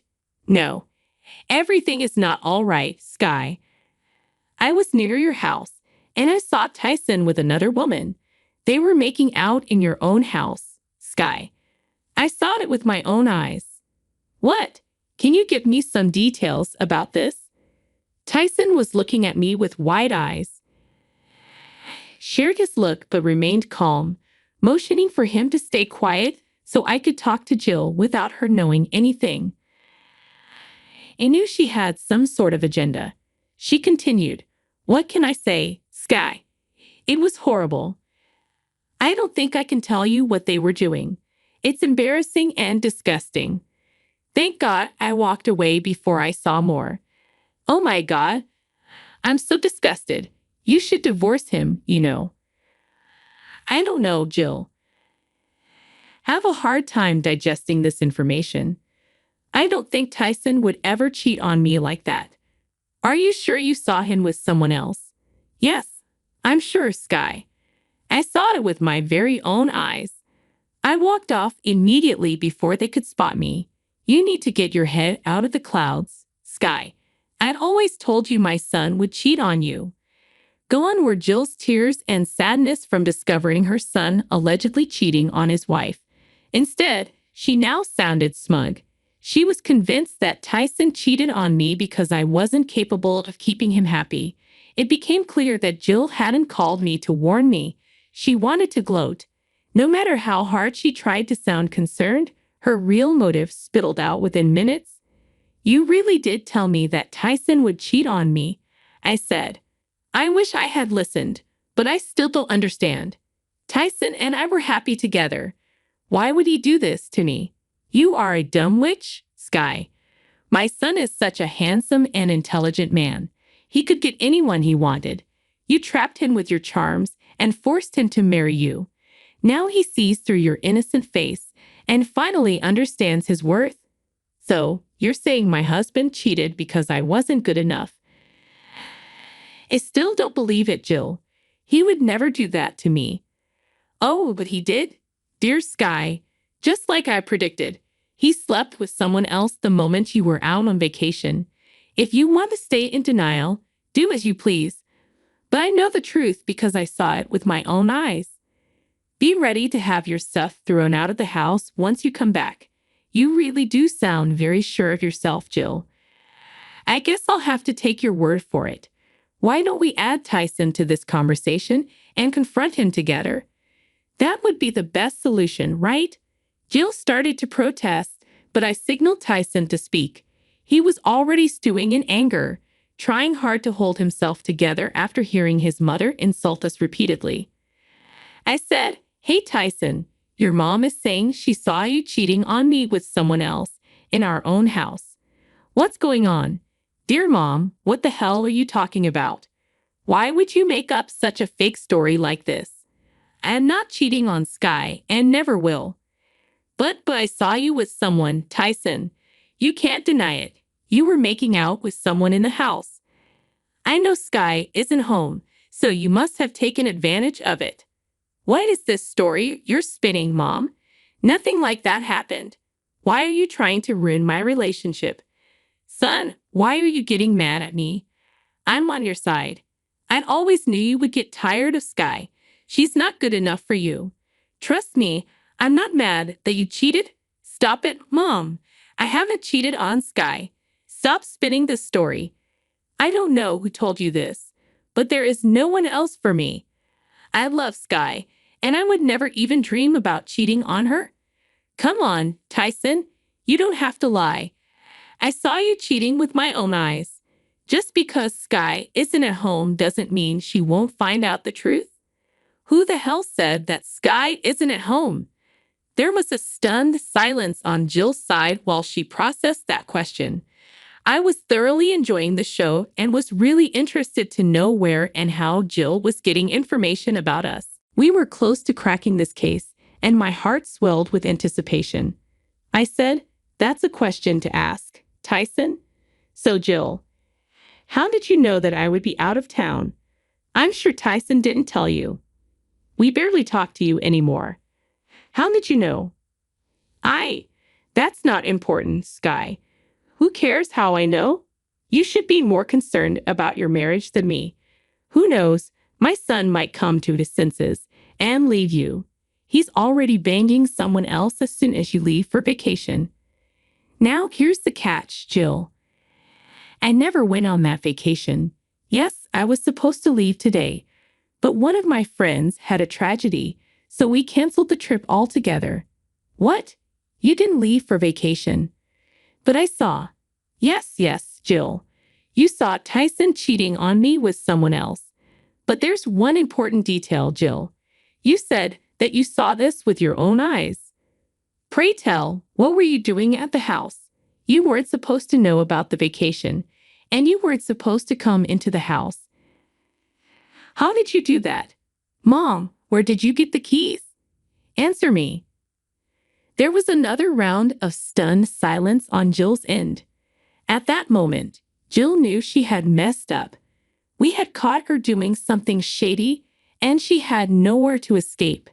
She didn't know what to say and remained silent for a few seconds before mumbling something and hanging up. She got scared and didn't want to say anything that could land her in further trouble. Tyson was extremely furious and finally started to see that we needed to cut Jill out of our lives. But the question remained, "God, I can't believe this." Tyson said, "So Mom had been coming to our house regularly. You were telling the truth." The things that were happening in the house made it seem obvious. I knew that it had to be her. She may not have been talking to us, but she sure does know a lot. I've been thinking about the same thing, Tyson. How the hell did she get a copy of our key? This is insane. I have a hunch, Tyson. I believe it was Brian who gave her the key.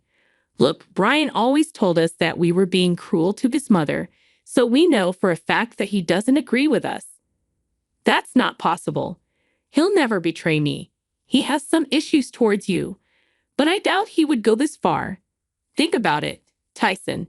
He's the only one in the family who knew about my vacation and the only one outside my friend's circle who didn't know that the plan had been canceled. Suddenly, it all starts to sound right. Tyson looked stressed for a while and was in denial, but slowly the details added up. It became evident that Brian was feeding Jill info about us. Also, he was one of the few people who had access to our house keys. After we talked about this issue, we went straight to the apartment where Brian was staying and, guess what? Jill was there, looking panicked. Tyson looked even more furious than before. I said, well, looks like my hunch was right, Tyson. It was Brian who had been meddling in our business. What? What are you talking about? My mom can be here whenever she pleases. Also, I don't need your permission to talk to her. No, we never told you not to talk to Mom, but we told you not to share information about us with her. You crossed our boundaries and did just that. And you gave her a copy of our house keys, didn't you? Brian looked concerned. He might be an adult, but he still got scared of his older brother. He kept looking at his mom, who was staring at her feet, not talking. Brian didn't know what to say. His panic made him unable to come up with any story to save himself. I said, there is no use denying this, Brian. We already know it was you. You were one of the two people who have our house keys. And I know for a fact that my sister wouldn't give Jill the keys even if her life depended on it. I don't know what you're talking about. I didn't give her any house keys. Hell, I didn't even know she went to your house. You don't know that, Brian. Isn't that why Mom is here crying? Are you telling me she isn't here to inform you that she has been caught? Do you think I'm dumb?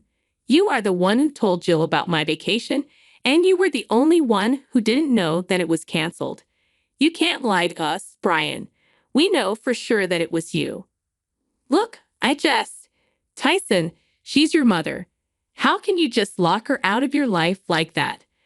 I know I crossed a major boundary, but Mom was just worried about you. Mom was so worried about me that she trespassed and then tried to plant evidence in my home. She tried to break me and Sky apart, Brian. Can't you see that? I was just doing this for your own good. Tyson, Sky isn't the right match for you.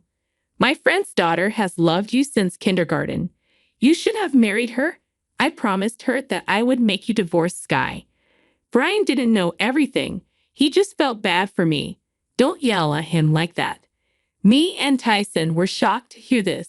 We knew that her friend's daughter had been highly inappropriate with Tyson, which is why we didn't see her anymore. We knew that Jill didn't agree with our decision, but we didn't know she had been actively encouraging this girl's wild dreams. Tyson had no idea, and even Brian looked hella surprised. Mom, you promised that you wouldn't do anything like this. That's why I gave you their keys and details about them. You promised that you wouldn't try to break them up. We talked about this, Mom. I know what's best for Tyson. I don't want to hear anything else. Sky is a woman and won't be able to keep Tyson for long. I bet she's using him for money and will divorce him after a few years. I'm trying to save my son from ruin. Don't you dare talk about my wife like that. You didn't do anything for me or my happiness. You did this because you have a messed up dream of seeing me marry your best friend's daughter. You care nothing about me or my feelings. Hell, you trespassed into my house and invaded my privacy. Mom, don't think I will ever forgive you for that. It's time me and Sky go low contact with you. No, Tyson. What are you saying? I'm your mother. You can't just do this to me. We already dealt with this low contact nonsense. Let's not escalate things and make it worse. You are the only one escalating things and making it worse, Mom. You crossed all of our boundaries a million times and tried to break us up multiple times as well. Tyson might forgive you because he's your son, but I never will. That also applies to you, Brian.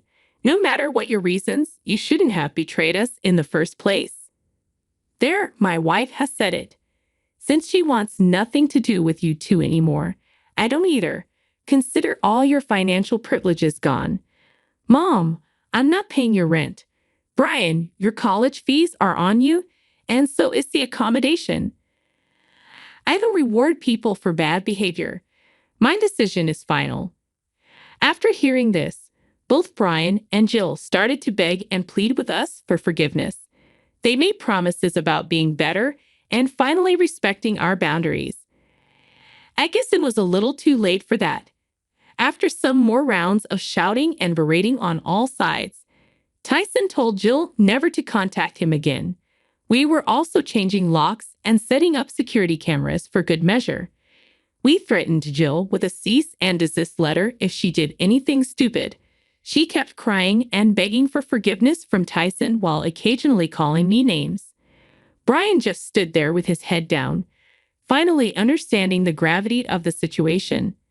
Now that wraps up what happened on that fateful day. Do you want to know what happened afterward? Well, Jill got arrested, of course.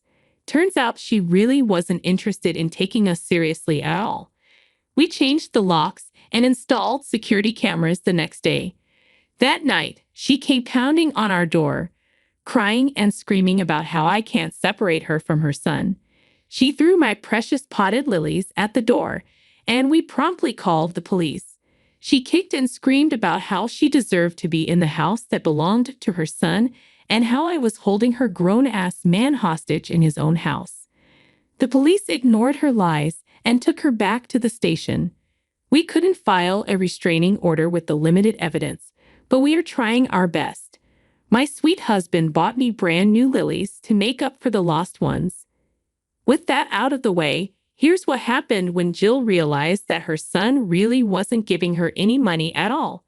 Brian realized it quickly and took up 2 jobs to support himself. He was actually remorseful about what he did, so there is some hope of salvaging our relationship. But Jill went mad when Tyson didn't send her money. She did work, but not enough to stay in an apartment. Right now, the most she can afford is a trailer. Anyway, she didn't learn her lesson and came banging on our door again. This time, she discarded the pots and threw Tyson's armchair at the door. How creative, right? The police were not thrilled, and we finally got a restraining order in place. We don't know the whereabouts of Jill anymore since she realized what a waste of money it would be to hire a lawyer or make bail, so she is keeping away for now. Tyson and I have joined couples counseling and are working to strengthen our marriage. We have been discussing talking to Brian again, but we are on the fence about it.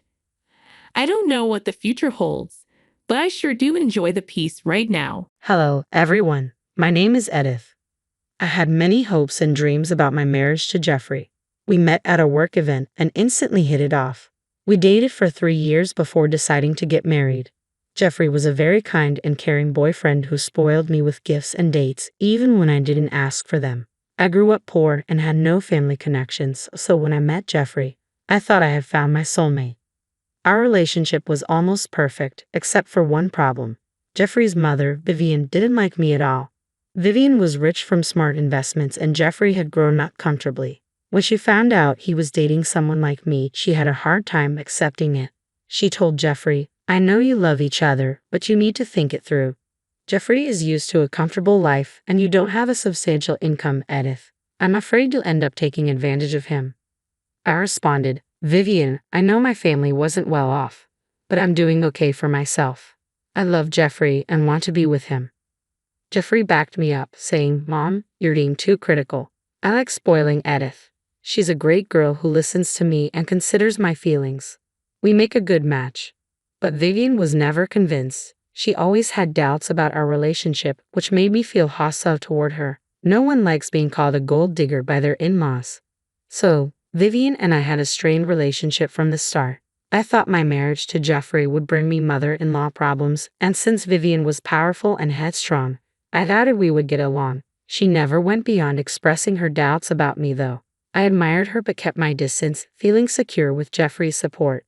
I married Jeffrey, the sweet and caring guy I wanted to spend my life with, but life had other plans. Shortly after our wedding, Jeffrey changed completely. He stopped being affectionate or caring. He no longer spoiled me with gifts, but I did mine because I was with him for love, not money. Things quickly got worse. Jeffrey turned out to be greedy and selfish, a side he never showed before our marriage. He became a freeloader, expecting me to cater to all his demands. It started small, with him asking for cash or for me to buy things, but soon I was paying for everything. Every month, he had an excuse for why he couldn't contribute to household expenses. I never complained, thinking it was a temporary situation. However, I was shocked when Jeffrey suddenly quit his job because of management problems. He didn't consult me, he just informed me after it was done. When I asked him about finding a new job, he said, "I don't want to go to work, Edith. All this toxic work culture is getting to me. I don't think I'm made to work in the system. It's better if I stay at home." "But we need the extra income, Jeffrey. You can't just make such big financial decisions alone." "You could have talked to me before deciding," I replied. "Is there anything to talk about? Do you want me to stay at work and damage my mental health?" He retorted. "No, Jeffrey, I don't want you to risk your mental health. I just wish you had consulted me before deciding. We are a team, and these decisions need to be discussed." Jeffrey ignored my feelings and never apologized. I had no idea what he expected me to do. I didn't mind my husband staying at home, but Jeffrey never did anything for the house either. I did all the cooking and cleaning while working 40 hours a week. Sometimes I took overtime shifts to make ends meet. Jeffrey just stayed at home and played video games. When I asked him to help around the house, he said, "I don't feel like doing chores. You know, I've been depressed for a while. I don't have the energy to do chores." "Jeffrey, I need help around the house. I'm working hard and can't keep up with all the chores. You don't have to do everything. Can you at least help?" I pleaded.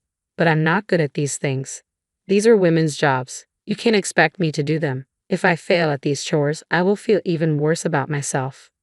"Jeffrey, if you're having serious mental health problems, you should start therapy. I'll take up a side job to help you. It won't be a problem. I want you to get better," I suggested. "Therapy is for weak people. I don't need therapy. I just want to be left alone." "You're making everything worse by being pushy and annoying," he snapped. Jeffrey didn't even want to go to therapy. Believe me, I tried very hard to convince him. For the longest time, I believed he was depressed. I was so used to seeing the sweet and responsible side of him that I believed all his lies. Slowly, I realized that Jeffrey was okay. He had no problem lounging around the house and playing games. He even went out with his friends every week. Meanwhile, I was working like a slave both at home and at work. I had no time for myself. Jeffrey even stopped showing me any affection. All he did was sit at home and complain. Some of my friends warned me that Jeffrey was using me and becoming abusive. However, I refused to believe them. I still had full faith in the relationship. Somewhere in my mind, I thought the old Jeffrey was still there. I was wrong. I stayed in this situation for 2 whole years. It was a nightmare for me. One day, I got fed up and said, "Jeffrey, we can't go on like this. It's been 2 whole years. You need to either help around the house or get a job. I can't do this anymore. I've already told you multiple times that I'm not in the mental space to work. Why can't you just listen? You have been annoying me a lot," he replied. "Jeffrey, I have been patient with you for 2 years. You won't even get help for your problems. How will our situation get better? Will it ever get better?" I asked. "We are pretty good right now. What is your freaking problem? You're managing just fine without my help," he said dismissively. "I have 0 savings and don't have any time for myself. I had to work like a dog at both the office and home. I couldn't take it anymore. If you don't get help, Jeffrey, I will leave," I said firmly. "Good, then leave," he snapped back. "You just said you don't have any savings. How will you pay for a lawyer? And if you divorce me, you'll have to pay alimony. Plus, I'll get your house. Go ahead and divorce me." At that moment, I realized Jeffrey had trapped me. This was his plan all along. I had never felt so scared and hopeless in my life. All my love for Jeffrey quickly turned into fear. But I was strong-willed. With no family, I knew how to stand up for myself. Instead of cowering in fear, I made a plan to get out. I knew exactly who to turn to for help. The next day, I called Vivian from work and poured my heart out to her. I knew she was more reasonable than Jeffrey and would understand my helplessness. She had raised him single-handedly and didn't take nonsense from anyone. Even though she didn't like me, I hoped she would help. Vivian was furious, but not with me. "What the hell, Edith? This is unacceptable. I'm embarrassed by what my son has done. I have no idea how he turned into such a greedy and selfish person. I don't know what to do," I confessed. "I don't have anyone nearby. I don't even have a family. You're the only one I can turn to." "I'm glad you trusted me enough to tell me," Vivian said. "After what my son has done, I'm surprised you don't think badly of me. I have already given you enough reasons to hate me. Don't worry, Edith. I'm on your side. I will do something. Jeffrey has crossed his limits." "Thank you so much, Vivian. You have no idea how relieved I am. I felt so alone and stuck after Jeffrey made those threats." Vivian was perfectly capable of handling Jeffrey. Believe it or not, he was actually pretty scared of her. As I said, Vivian didn't take nonsense from anyone and wouldn't shy away from teaching Jeffrey a good lesson. Jeffrey had no idea what was coming for him. I had all my ducks in a row and was just waiting for Vivian to strike. She showed up at our house about 2 weeks after I talked to her. When I came home from work, I saw her sitting in the living room with her luggage. She looked at me and said, "Come here, Edith. We were waiting for you. You must be surprised to see me here." "Yes, it's a pleasant surprise, Vivian. What brings you here?" I asked. "Well, there's been some stuff going on, so I wanted to talk to both of you." "What is it, Mom? Tell us immediately," Jeffrey said. "I was thinking about buying a new house," Vivian began. "My old house has become boring, and I don't want to live there anymore. So I was thinking about selling it." "But what will you do with the money? The house is expensive, and you'll get a good deal out of it. I don't think you need that much money right now. You should do something about it," Jeffrey said. "All right, son. I don't need that much money, so I've made a decision. I'll give you the money, Jeffrey. I have enough to get a new place with my savings. You can have the sale proceeds as an early inheritance of sorts." "Mom, are you serious? That is great news. I can't thank you enough. You've made the right decision," Jeffrey said, overjoyed. "Don't get so carried away, Jeffrey. I have one condition that you must agree to before I give you the money. I want you to divorce Edith. You know I never liked her, so I don't want her benefiting from your money. If you agree to divorce her, the money will be yours. If you don't divorce her, I will keep the money and do as I please." "Wait, that's all you want? You want me to divorce Edith?" Yes, I even brought the papers with me. If you sign them, we can go for a mutual divorce. The entire process will be simple. I'll hand you the money once everything is finalized. Hearing this, Jeffrey's eyes lit up. He made no secret of the fact the offer was pretty tempting for Jeffrey. To be honest, I had no idea where Vivian was going with this. However, if he did divorce me, I would be free from being trapped with Jeffrey. So, I kept a solemn face and said, Jeffrey, you can't possibly divorce me for money. Who even does that? Vivian, I know you don't like me, but offering him a bribe is going too far. Don't talk to my mom like this, Jeffrey shot back. You've been a neglectful wife, and I hate being with you anyway. Since mom has gone through the trouble of getting everything ready, I won't disappoint her. I will sign the papers today. Seriously, Jeffrey, you would divorce me for your mother's money? Look, you've been wanting out of this marriage anyway, and I don't want to be with someone my mom doesn't like. So let's just make it easier for each other and get divorced. If that's your decision, I have nothing to say.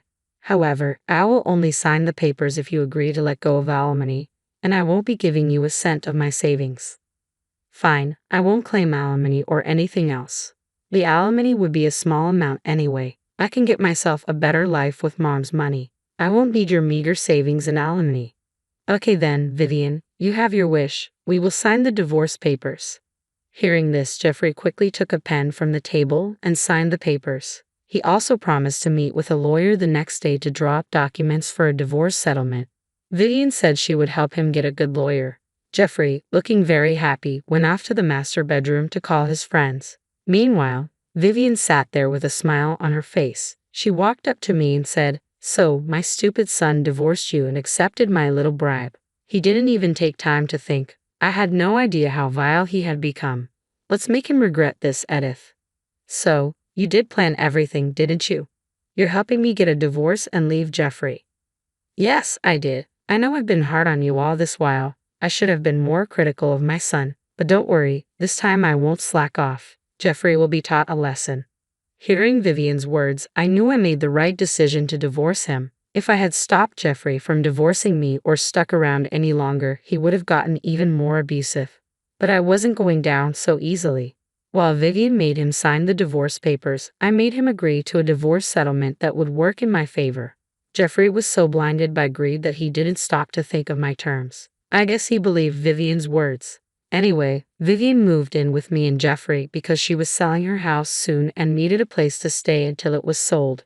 She also told Jeffrey that she wanted to make sure I didn't try to change his mind. Jeffrey gladly invited her to stay as long as she wanted. I moved out of the house once Jeffrey signed a document saying that he wouldn't demand anything from me. I had a good lawyer who made sure everything was okay. I moved into an apartment and tried to start my life afresh. Vivian and Jeffrey stayed at the old house until the divorce was finalized after 6 months. When the entire process was done, Vivian, Jeffrey, and I met outside the courthouse. Jeffrey said, Finally, I'm free from a witch like you. You were right, Mom. I should have left her a long time ago. I wish I had done this sooner. You threw away years of love for your greed. You should be ashamed of yourself, I said. Don't be dramatic, Edith. Anyone would do this for good money. You'll understand once I start living a better life than yours. Mom, since my divorce has been finalized, when will you transfer the money? I need to pay the lawyers and start living a new life. Well, Vivian said, I changed my mind. I'm not giving you the money. I have other plans for it. What? Mom, what happened so suddenly? Why are you changing your mind? Probably because I got what I wanted, and so did Edith. I'm well aware of the fact that you have been financially abusing Edith. She also gave me a detailed account of how you trapped her. If this wasn't bad enough, you readily divorce your wife for money. Do you think I would reward you after this? But Mom, you're the one who said that I needed to get a divorce. What is going on? Why are you taking Edith's side? You hate her. Well, no, I don't hate her. Right now, you are the one I hate. How could you do this to your wife, Jeffrey? Is this what I taught you? You were nothing but Mom. This is a shame. You should be supporting me, not Edith. I deserve the money after everything. You will give it to me. You deserve nothing, Vivian said coldly. I've given half of the money to Edith so she can get a good lawyer. The other half I spent on buying the house you live in right now. But you won't be welcome there. Here is an eviction notice for you. After your month is up, Edith will stay there and she won't need to pay rent. The look on Jeffrey's face was priceless. Most people in my place would cry over the divorce, but I was laughing my butt off. Vivian's true intentions were revealed, and Jeffrey realized we used his greed against him. He went pale and started throwing a tantrum right there at the courthouse. Vivian and I got into a car and simply left the scene, leaving security to deal with his screaming and insults.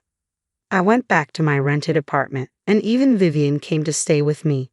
Jeffrey was becoming unhinged, so I didn't want her in the house as long as he was there. Jeffrey tried to call us both, but we ignored his calls. He also sent us some colorful texts filled with threats and insults, which we saved just in case we needed a restraining order. As the days passed, Jeffrey's madness didn't escalate. Instead, his stance changed completely. He was now begging and pleading with me and Vivian. Honestly, it was hilarious. Gone were his threats and insults. Now all he did was apologize and ask for help. Jeffrey had hired an expensive lawyer because Vivian had promised to pay for one. That was a trap, so Jeffrey was stuck with a huge bill for his lawyer, who was getting restless and hinting at taking legal action against him. Jeffrey had to beg people for help because neither Vivian nor I gave him any money. He had a roof over his head, but he knew it wasn't for long. The eviction notice was hanging over him, and he simply couldn't afford to move out or get involved in another legal matter. He begged his friends for help, but they rejected him as well. I guess that taught him a good lesson. His texts soon became desperate, but we didn't reply. One night, Vivian told him to get a job and get out. She also informed him that he was being disowned for his horrible behavior towards me. For now, Vivian is staying with me while we prepare a permanent move to the house. Eventually, Vivian will buy a new place, but she told me that I could live there as long as I wanted. I'm sorry, John, but we need you to leave the company. The HR director's words still echoed in my head as I walked out of the office. My name is John, and I have been working full-time at a grocery store. Due to the store's financial struggles over the past few years, they had to cut personnel costs through massive downsizing. And that day, I was laid off. Jobless and feeling dejected, I slowly pedaled my bicycle home. I didn't even feel like cooking dinner. Although it was a bit of a detour, I considered picking up a takeaway burger, so I took a less traveled back street off the main road. As I neared the burger shop, I noticed an elderly lady sitting on the ground. Concerned, I hopped off my bike and ran over. "Are you okay?" I asked. She had fallen and hurt her leg. She couldn't get up on her own and was in distress since there was no one around to help. "Sorry about this, but could you give me a hand? Without something to hold on to, it's hard to get up." Despite grimacing in pain, it seemed she could walk with a limp. I quickly gathered her scattered groceries and put them back in her bag. "Good thing nothing here looks broken or crushed," I said. "Thank you so much, you're a lifesaver," she replied. As we talked, I took a proper look at her face for the first time. "Wait a minute, aren't you that guy from the store?" she asked. It suddenly clicked. This elderly lady was a regular customer at the grocery store where I worked. Recognizing a familiar face seemed to put her at ease, and she looked relieved. She tried to take the grocery bags from me, but it was clear she couldn't carry them and walk. I asked if there was anyone who could come pick her up, but she said no one was at home at this time of day. Worried she might fall again, I decided to carry her bags and accompany her home. "I'm so sorry, John. Thank you," she said, holding onto my arm as we walked slowly together. "If you could lead me to a handrail, I'll be fine from there. Thanks so much for helping," she added, apologizing repeatedly. I reassured her with a smile that it was no trouble at all. "You really are kind. You always serve customers with a smile at the store, which makes me very happy," she said. Her kind words touched me, but they also made me feel a bit conflicted. That feeling turned into a faint laugh. "You seem a bit down. Everything okay?" she asked, occasionally glancing at my face. "Well, actually today was my last day at the store." "Oh dear, were you transferred or did you find another job?" she asked. I honestly told her that I'd been laid off. As we chatted, we arrived at her house. A slightly large single-family home with stylish flower beds on both sides of the walkway leading to the entrance. Garden lights illuminated our path as we walked slowly towards the front door. "You can put everything down here. That bag must have been heavy. I'm truly grateful that you passed by." "Thank you," she said. Noticing a step leading to the front door, I worried she might fall again. "If you don't mind, I can carry it inside for you," she replied with a pleased look. "Well then, I might just accept your kind offer." After I finished carrying the bag inside, she offered me some tea as a token of appreciation. Just then, her cell phone rang. "Oh, it's Ashley. Please excuse me for a moment," she apologized and took the call, updating the person on the other end about the situation. "There's no need to rush. Could you pick up some lunch?" Yes, that sounds good. Thanks, dear." She hung up the phone and turned to me. "That was my granddaughter. She said she'll be home soon." Hearing that, I felt relieved and thought about leaving. "Wait, Ashley is bringing lunch. It's getting late, and she said she's getting lunch for you too. I think she's already picked it up from the deli. Please, can you at least accept that from us?" she pleaded. Hesitating for a moment, I decided to graciously accept her kind offer. I was invited to sit, and we made small talk until Ashley returned. The elderly lady began talking about Ashley. Ashley's parents passed away in a car accident when she was still young. Unfortunately, both were involved in the accident. Since then, it's just been the two of us living together. Ashley has grown up, but she stays with me, always worrying about me. It's clear how caring and gentle she is, always putting me first. Every day after work, she comes straight home without any jitters. She sighed, expressing her concerns. "I'm worried that Ashley isn't dating and wish she'd think about her own happiness soon. She probably can't leave the house because she's worried about me. You know, I'd be thrilled if a kind person like you marry her. Oh, speaking of which, would you consider marrying my granddaughter? She really is a wonderful girl and quite clever." This turn of events was absolutely unexpected. Her sudden proposal threw me off, and the tender feelings I felt earlier flew right out the window. It made me think, is being offered a marriage proposal a common thing in the service industry? I'd been approached with the "how about my daughter" line at the supermarket before, and I'd heard my female coworkers getting the "be my son's bride" line. It's always awkward when someone says that. All you can really do is laugh it off. Suddenly, I heard a voice from the entrance. "I'm home." I figured Ashley must have returned and got up from my seat. As I turned toward the door, there she was, just entering the room. "Hi, I hope I'm not bothering you," I said. "I'm so sorry for the trouble. It seems my grandma has been in your care. Thank you so much." She looked apologetic, but I was captivated by her appearance. Ashley was in her office uniform, her hair pulled back, and she was strikingly fair-skinned with bright eyes. She had a gentle vibe, seeming like such a kind soul. I just kept bowing my head, slightly losing my words in front of her. The elderly lady turned to Ashley, chattering away with a happy gleam in her eyes. "Welcome home. This gentleman here, he's the cashier from the grocery store. I always visit the store, and I'm so glad such a kind soul was there to help me out. So Ashley, what do you think of him? He's genuinely a great guy. Seems like Grandma brought home a potential suitor for you," the elderly lady said, her face beaming with joy as she placed a hand over her mouth. Seeing her grandmother so happy, Ashley responded with a confused tone, "What are you talking about?" "I mean, he could be your future husband," her grandmother replied. Upon hearing that, I was taken aback, wondering if her earlier comment was really just a joke. Ashley was just as surprised and flustered. "Grandma, what are you saying? It's rude to say that about someone I've just met. I'm so sorry," Ashley apologized. "Oh dear, I've met him several times before," her grandmother said, chuckling.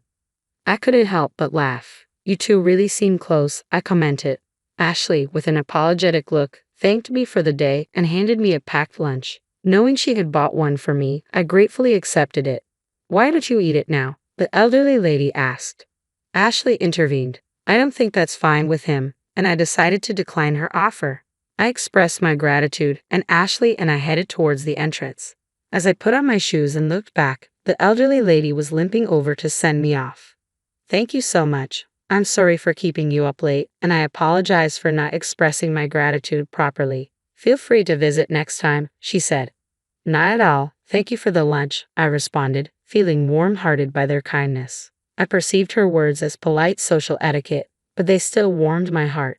Just as I was about to open the door and leave, the elderly lady spoke up. "That's right. If it's not too much trouble, could you come over again tomorrow? With this leg, I might not be able to manage." Apparently, she had arranged a delivery of plants and saplings for her garden, but worried she might not be able to do the job properly with her injured leg. As she spoke, Ashley seemed confused. "That's too much, Grandma. You're acting weird today. Are you okay? You didn't hit your head, did you? Let me check if you have any injuries." I didn't hit my head at all. It's just my foot that hurts, the elderly lady reassured her. Ashley seemed genuinely concerned, checking her grandmother's head for any injuries and asking if anywhere else hurt. I was surprised too, but since I was jobless and had no plans for tomorrow, I decided to help if needed. If she needs help, I have plenty of time. Should I come over tomorrow? Only if it's not a bother, I asked. Ashley hesitated, apologizing, but in the end, we agreed I'd visit in the afternoon. The next day, as promised, I went to the elderly lady's place. Thank you so much. You're a lifesaver, she said. While she sat on a small chair, she taught me how to care for the garden. We both enjoyed the moment, and during that time, she shared an interesting story. Ashley was working full-time in an office, but she had always dreamed of opening a cafe since she was little. She had even graduated from culinary school and had experience working part-time in restaurants during her college days. However, she chose to be an office worker. Owning a cafe or working full-time in one would mean working from morning until late at night, but she still wanted to open a cafe. The reason the elderly lady mentioned me being a potential spouse for Ashley was because she thought if there was someone skilled in customer service, Ashley could start her cafe confidently. Plus, she genuinely felt that Ashley and I might get along well. The day after hearing that, I went over to the elderly lady's house again. After replanting some flowers yesterday, there was some space left, so I decided to buy more plants to fill it. It was Saturday, and it seemed Ashley had a day off. She was quite surprised to see me. Goodness, Grandma, did you ask him to come again today? I hope it's not too much trouble. I'm really sorry, she said upon seeing me. I briefly explained the circumstances of my visit today. After planting the additional flowers and watering them, Ashley kindly offered, "Why don't you take a break?" Sitting on the porch, the three of us sipped on our coffee. Then, the elderly lady cleared her throat softly and said, "Hey, Ashley, I really want you to achieve your dreams soon." "Oh, what do you mean?" Ashley tried to play it off with a tilted smile. "I don't want you to hold back just for me. I know you're still planning a lot of things," the elderly lady revealed, explaining that she knew how Ashley secretly jots down numerous notes in preparation for her dream. It'd be tough to do it alone, but maybe with someone else's help, it'd be easier. John here is great with customers. How about getting some help from him? "Oh, Grandma, you can't just say things so easily," Ashley replied, a slight teariness in her eyes. "If Ashley's okay with it, I love dealing with customers, but I know trusting an unemployed guy is a hard thing," I said. "No way, John. I love the way you handle your customers. You'd be a great partner for Ashley," the elderly lady said without missing a beat, making both Ashley and me chuckle. "Oh, Grandma, always acting wild on your own," Ashley playfully remarked. We laughed, lightening the mood, but soon after, Ashley's expression changed and she seemed deep in thought, biting her lip. "You know, maybe Grandma is right. Maybe now's the time to start," Ashley murmured as if speaking to herself. Though she seemed uncertain, Ashley mentioned she would reflect on it for a day. The following Sunday, I went over to the elderly lady's house again. Her legs seemed to be improving, so I thought this might be my last day helping out. As I was working in the garden with the elderly lady, Ashley approached me. "Can I talk to you for a sec?" she asked, holding a notebook and preparing coffee on the porch. "It's a little embarrassing, but can you take a look?" She handed over the notebook she had been gripping tightly. Flipping through the pages, I saw they were filled with writing, drawings of an ideal cafe's exterior, food illustrations, and countless recipes. "This is amazing," I exclaimed. "I've been thinking about opening a cafe. I really want to do what I love," Ashley said, looking a bit shy but with her eyes sparkling. When Ashley thought about doing it on her own, she was worried about being completely tied down to the business and concerned about her grandma being home alone. But she thought that if someone could be with her, it might ease some of that stress. Ashley mentioned she had seen me working at the grocery store and recalled my good customer service skills. "If it's not too much trouble, could you join me? I know it's a bit shameless of me to ask." The idea of becoming a cafe employee wasn't something I had taken seriously. I never expected her to actually ask. But seeing Ashley's passion in her notes and my own desire to work in customer service again, combined with my urge to try something different, I felt the spark. "If you're okay with me, let's do this together," I said, holding my hand out to Ashley. Ashley looked surprised but then gave a joyful smile. We shook hands firmly. "Oh, thank goodness," she exclaimed, shaking my hand vigorously. She was genuinely happy. Shall we open up our own cafe? She asked excitedly. Let's go for it. I matched her enthusiasm and responded cheerfully. From that day on, Ashley and I exchanged contact information, communicated through emails, and discussed things at her home. We looked at vacant store spaces together and consulted with contractors. Ashley steadily progressed with the preparations and I supported her throughout. In addition, I began a morning part-time job until the cafe was set up. Although I had some savings, I thought it would be a good idea to earn a bit more for daily expenses since I had the time. 6 months later, the cafe opened. We found a perfect little vacant shop and with some renovations, we were ready to start. On the opening day, the place was bustling with neighbors, friends, and people who had seen our flyers. After closing on the grand opening day, we held a celebratory gathering, with the elderly lady joining in too. Thank you, John, for making this dream come true with me, Ashley said. No, I should be the one thanking you, I replied. See, I knew my intuition about you was right. Must be fate, the elderly lady chimed in. Honestly, fate and destiny might be more real than I thought. The day I was laid off from my job, I helped an elderly lady and met her granddaughter, Ashley. Now, I'm working beside Ashley to run her dream cafe. You see, John, it wasn't in vain, right? You might have been down that day, thinking about why you've been working all this time, but now your warm hospitality is shining. It all had a purpose. And of course, it's also because you're such a good person, right, Ashley? Grandma found a keeper, didn't she? The elderly lady said, and both Ashley and I exchanged shy smiles. It reminds me of the old days. Looking at Ashley's parents, she added, a distant look in her eyes. Ashley was taken aback by those words and looked at her grandmother's face. Ashley, you look like your mom and have a fine charm like her. John, you have that gentle aura just like my son. Ashley was so young back then that I don't think she remembers. Ashley and I both nodded, feeling a deep connection to the memories and the new journey we were embarking on together. As we stood in awe, Ashley and I exclaimed in surprise, "What?" It turned out that Ashley's parents used to run a coffee shop right at the very spot where our cafe now stood. The elderly lady realized this when she visited the store after its renovation was completed. She was so shocked that she was left speechless. Later, when she got home and went to her room, her emotions finally caught up with her, and she broke down crying.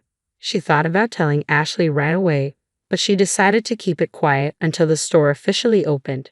She wanted Ashley, who was passionately chasing her dream, to be able to build the store freely without any disruptions. As the interior progressed steadily, the elderly lady was even more astounded by how Ashley's taste mirrored her parents'. Whether she had been told earlier or not, it would have made no difference. Then, unexpectedly, the elderly lady handed Ashley a startup fund. It turned out to be the life insurance money from Ashley's parents that Grandma had carefully saved just for her.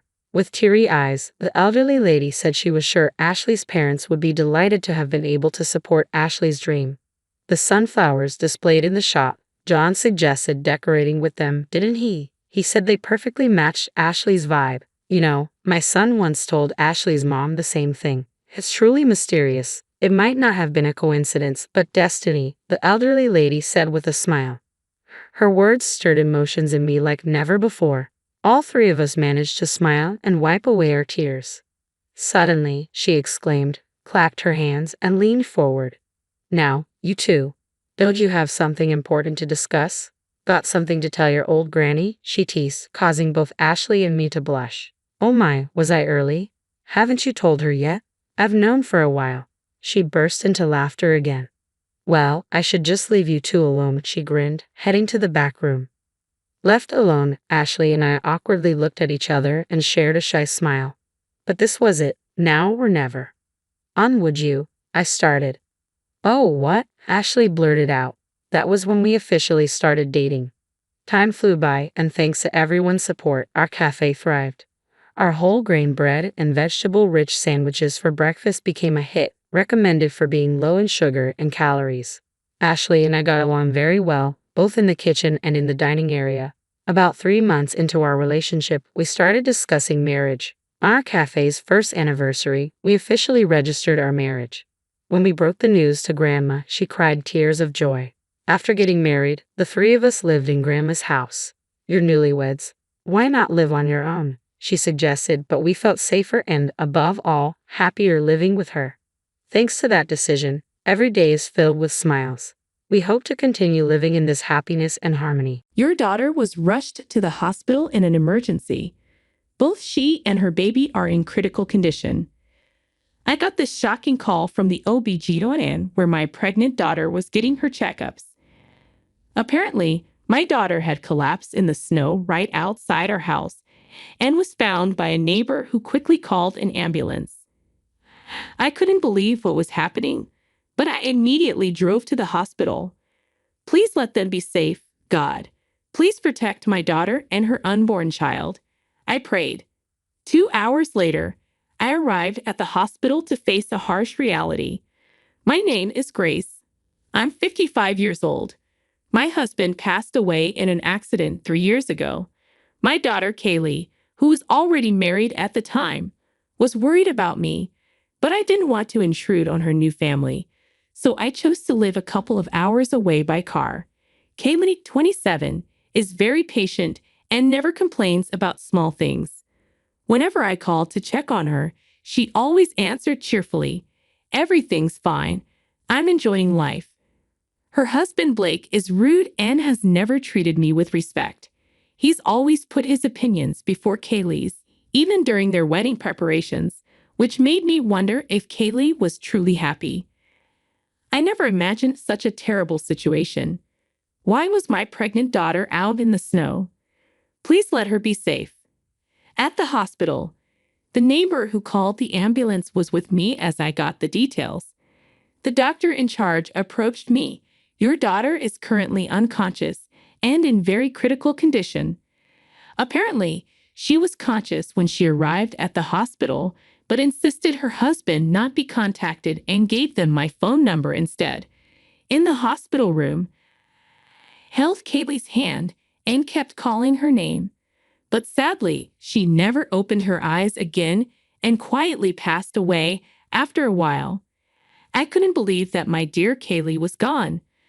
My body felt heavy with despair, and I couldn't stand up. After some time in shock, I had to call Blake, Kaylee's husband.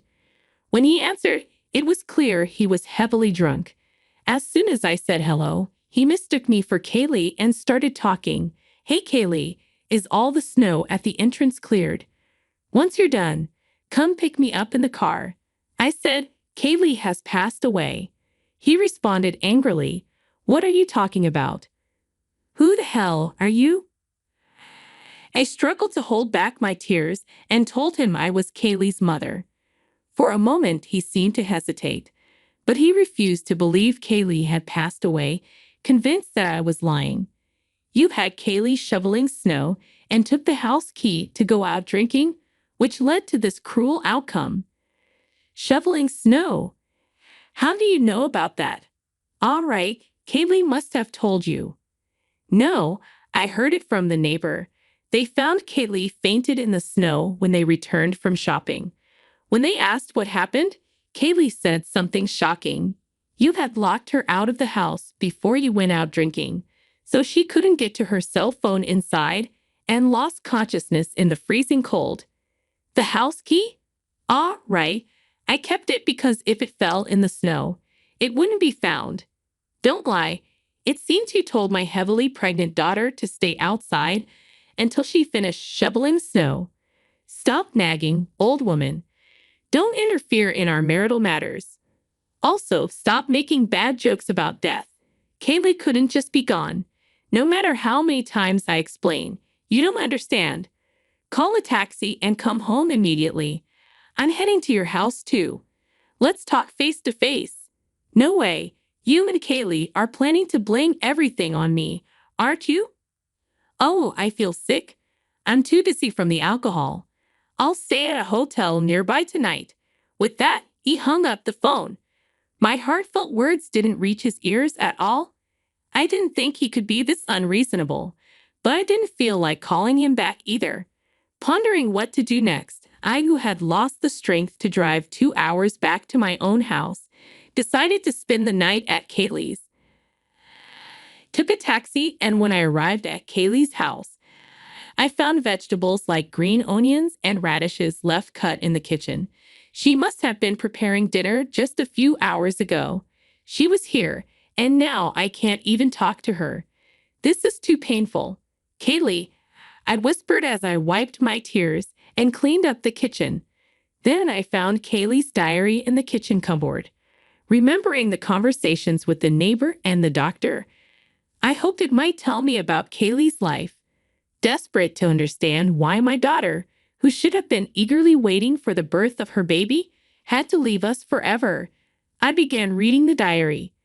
The reality documented in it far exceeded my imagination. Kaylee had resigned from her job because her health deteriorated after pregnancy, and she couldn't go to work. Since then, Blake had berated her as a useless wife and a parasite eating into his money. She was forced to cook meals and make lunch boxes every day despite suffering from morning sickness. Not only that, Blake would call her while at work to demand chores, hardly giving her any time to rest. If only I'd realized sooner what she was enduring, maybe Kaylee would still be here, healthy and happy. The diary revealed that even under these harsh circumstances, Kaylee never sought a divorce because of a threatening remark Blake had made. "Don't you dare think about leaving me and becoming free. If we were to get divorced, I, the breadwinner, would take custody of the baby. You wouldn't get to see the child at all. So remember that." He took advantage of Kaylee's fear that she might not be able to raise a child alone, effectively shackling her with invisible bonds. Having finished reading the diary and imagining my daughter's pain, my heart trembled with sorrow, and I couldn't stop crying. I wanted to take revenge on Blake somehow. I wouldn't be at peace until I'd avenged Kaylee. But the diary alone wasn't enough evidence to prove that he was responsible for her death.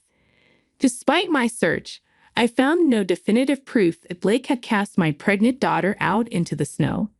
As evening fell the next day, Kaylee's phone, which had been left at home, received a call from Blake. "Hey, Kaylee, stop pretending to be dead. It won't work on me. Make my favorite dish tonight and wait for me at the entrance on your knees." "How many times do I have to tell you that my daughter is gone?" I responded. "If that's true, then show me the proof."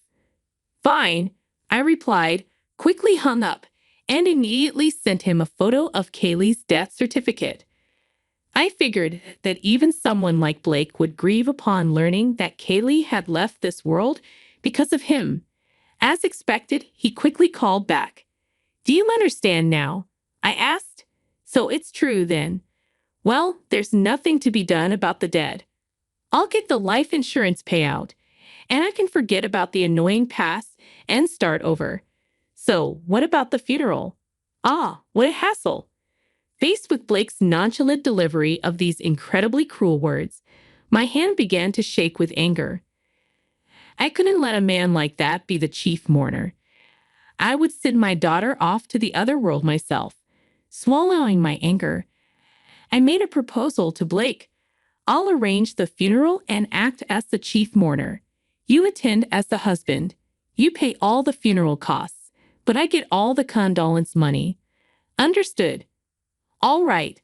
I'll have to make sure my relatives come. Try and invite as many of your relatives as possible so that I can get a hefty sum." With a cheerful voice, Blake said, "I'll be living in a hotel for a while," and abruptly hung up the phone. Despite knowing the tragic end Kaylee met, he remained unperturbed, showing no remorse toward his deceased wife and unborn child. My heart, devastated by the loss of Kaylee, changed to a desire for revenge against Blake, and a raging fire of vengeance began to burn. I couldn't let Kaylee's pain go unanswered. I would show Blake the hell of this world. I stayed at Kaylee's house until the funeral, preparing everything. Then on the day of Kaylee's funeral, Blake approached me with his hands in his pockets and a sleazy smirk on his face. "I'll play the part of a grieving husband who couldn't be the chief mourner. You be your part well.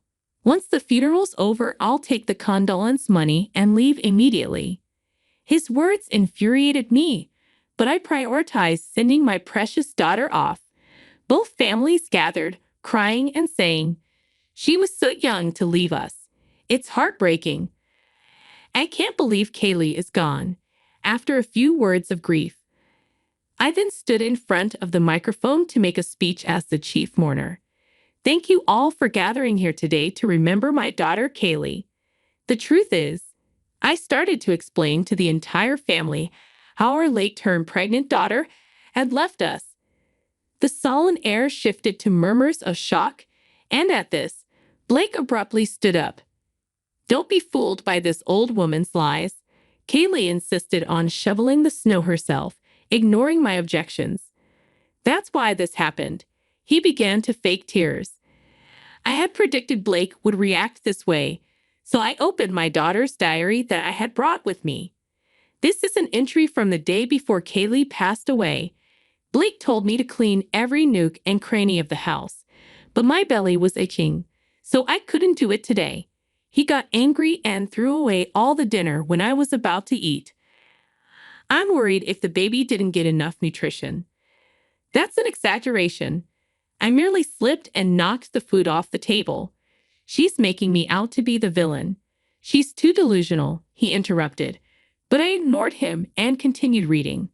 If we divorce, I, who am unemployed, won't be able to raise the child by myself. Blake told me if you don't want to lose custody, you'll be my slave for life.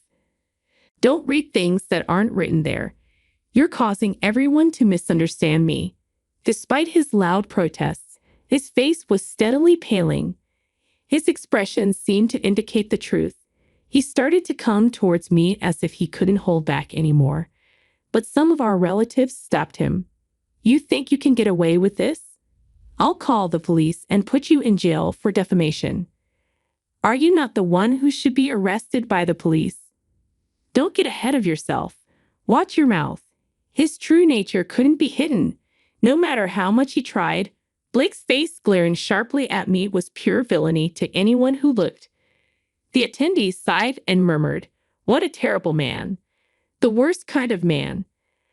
Oh well, I may have overreacted a bit. Kaylee just wrote about our insignificant spousal quarrels in her diary in an exaggerated way. Please believe me, it seemed he still thought he could talk his way out of this, unaware of the gravity of his actions. I informed him, neglecting a pregnant woman and her unborn child and leaving them out in the cold will result in severe punishment. You have no proof. If you have it, show it. He looked down on me, snorting with a laugh, seemingly thinking I was just bluffing. We could have evidence. Before coming to the funeral home, I had checked the dash cam footage from our neighbor's car, which had captured everything. Ah, it's amazing that it's always recording even when the engine is off. Well, I'm about to call the police. As I showed him the SD card from the dash cam, Blake clicked his tongue. Damn. I had already contacted not only the neighbors but also the doctor who had treated Kaylee, asking them to testify. I was wrong. It was my fault. So let's settle this amicably. I'll give you half of the life insurance and the condolence money, so please forgive me. Stop joking around. I lost my daughter, who was more precious to me than my own life. You think you can solve this with money? I hope you experienced the despair Kaylee felt in the cold and harsh outdoors. I immediately called the police and explained the whole situation. They agreed to rush to the funeral home. Meanwhile, the relatives who attended the funeral kept an eye on Blake to prevent him from escaping. You'll be picked up soon. You should atone for what you did to Kaylee before then. Kaylee, I'm sorry. Please save me from the other world. Blake called out insincerely. Then he turned to me and began to grovel pathetically. Mother-in-law, I'll apologize as many times as it takes. Please call the police back and tell them it was a mistake, please. I shook my head firmly, looking at my daughter lying in the coffin. Kaylee was looking forward to meeting her baby. I'll avenge your grievances. Coldly looking down on Blake as he approached, sensing something, his face turned ashen and he started to tremble. No, help me. Blake began to panic, shedding tears and trying to escape. But he was held tightly by his father and relatives, rendering him immobile. He was soon taken away by the arriving police, disappearing in the back of a patrol car. His parents and relatives later bowed deeply to me and my daughter, offering apologies repeatedly. When I glanced at my daughter's face, now resting in the coffin, it seemed to bear a slight smile. Finally, the weight on her chest had been lifted. Kaylee, now you can embark on your journey to the other world without any worries. The dash cam footage and testimony served as the smoking gun, and Blake was put behind bars. He would spend some time in a cold, high-walled prison surrounded by intimidating individuals. Becoming a criminal, he was also fired from his job. Since his parents and relatives have declared their intention to cut ties with him, his future life will undoubtedly be harsh. By the way, I didn't tell Blake, as he never asked, but Kaylee's baby was born safe and sound, and I have decided to raise it. Kaylee had named me as the beneficiary of her life insurance. Though when the child grows up, I plan to pass everything on. I'm thankful that at least the grandchild is safe. From now on, I will pour double the love into this child, mine, and that of my lost daughter. Hello, my name is Julia, and I'm 28 years old. These past few months have been crazy, mostly because of my spoiled sister-in-law. But before I get into that, let me tell you a bit about myself. I grew up in an upper-middle-class family. I had some nice things, but I still had to work hard for what I wanted. I'm very close to my family, so I always try to help them out.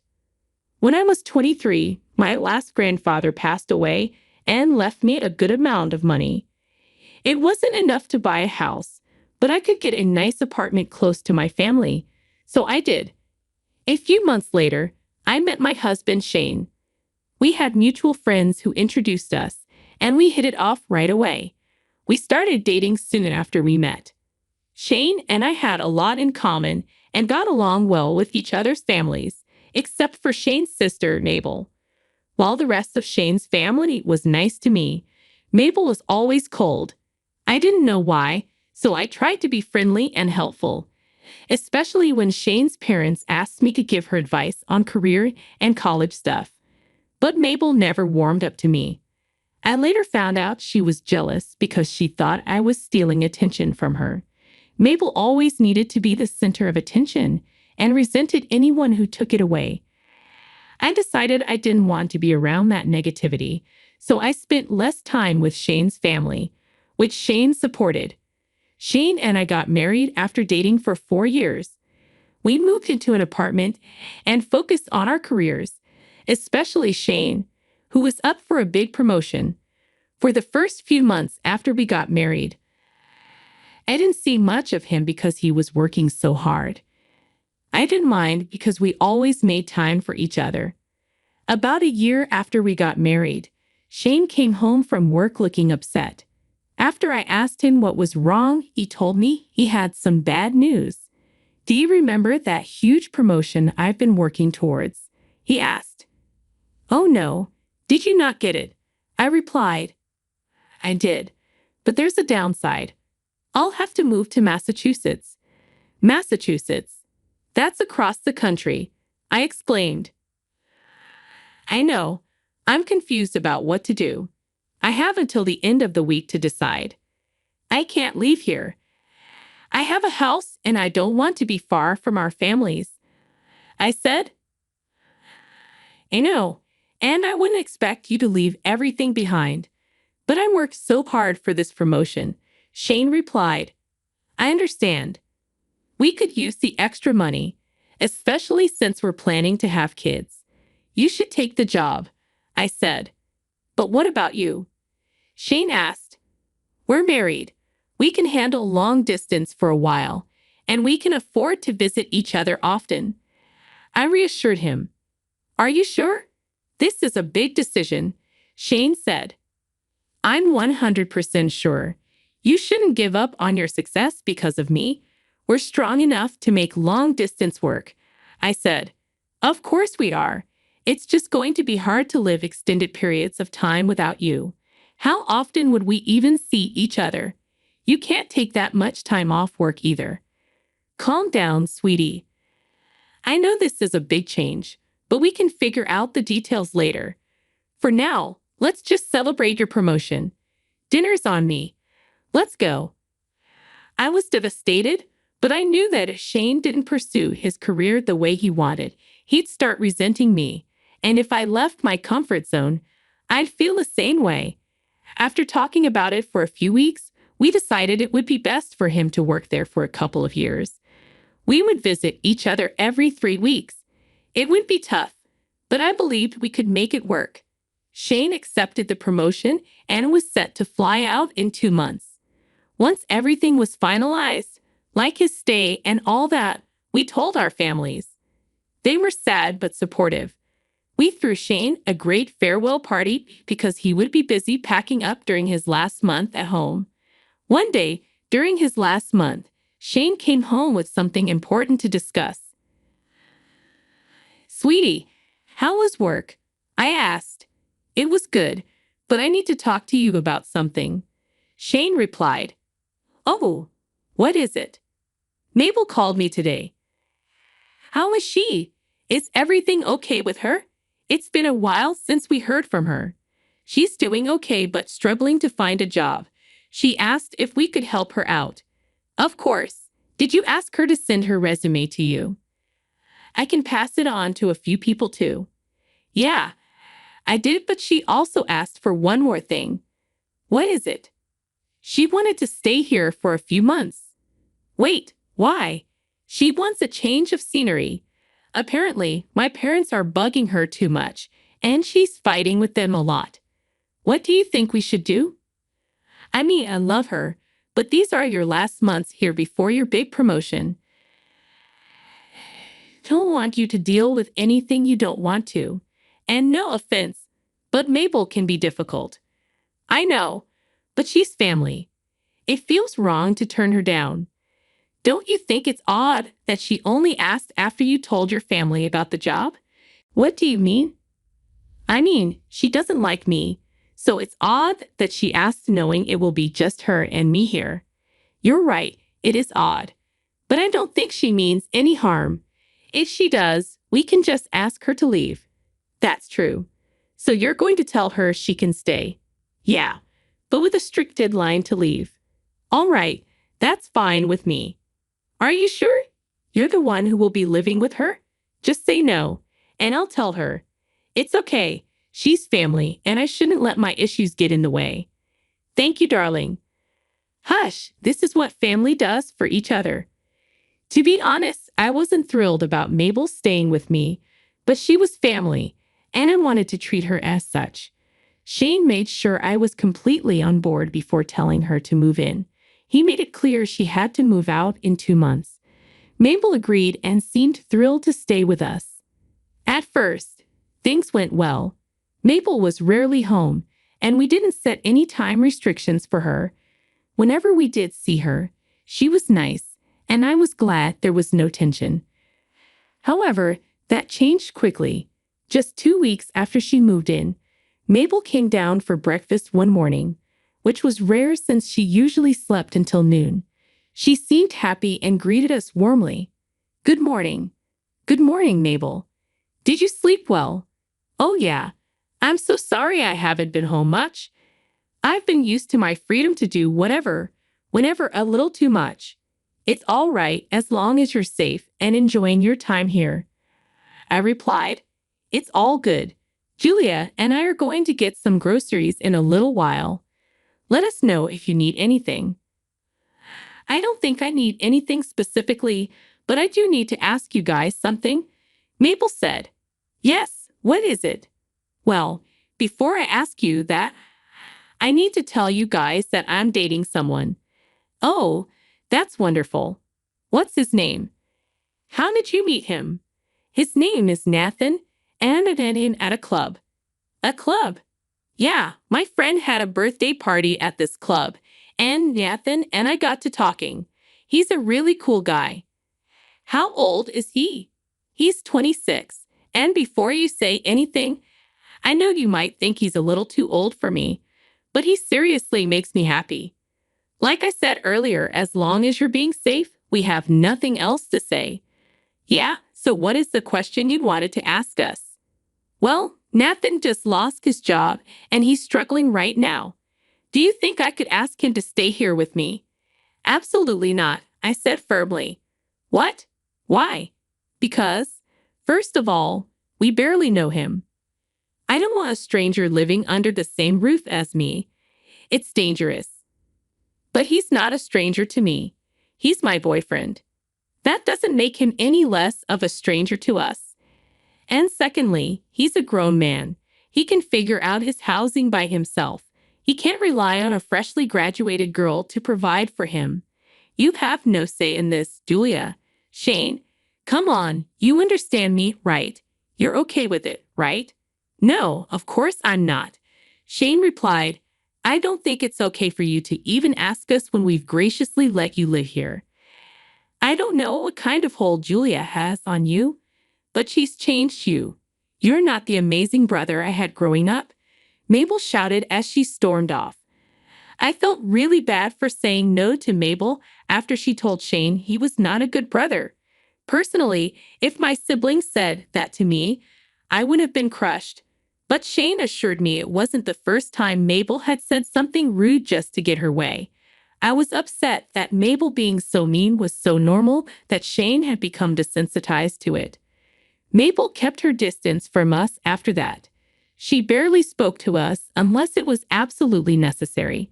I tried to talk to her and explain where I was coming from, but she refused to even look at me. Every time I was alone in the living room and she saw me there, she would dash into her room to avoid me. It took me some time, but I eventually made peace with Mabel being that way, especially because I had something more important to focus on, Shane leaving for another state for work.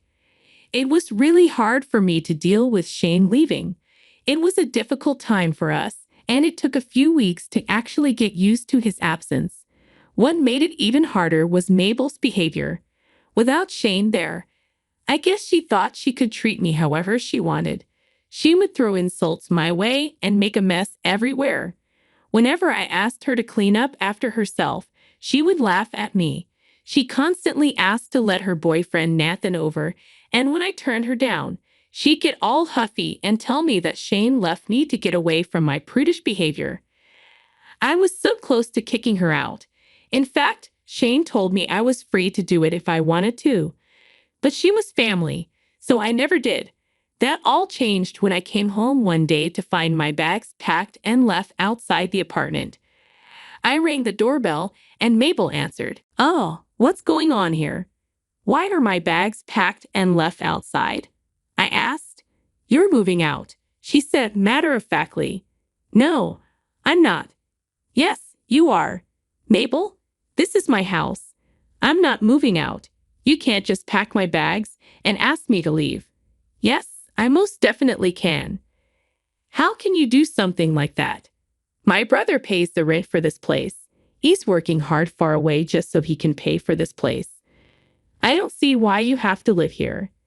That makes no sense. I don't care that your slow brain can't understand what I'm saying.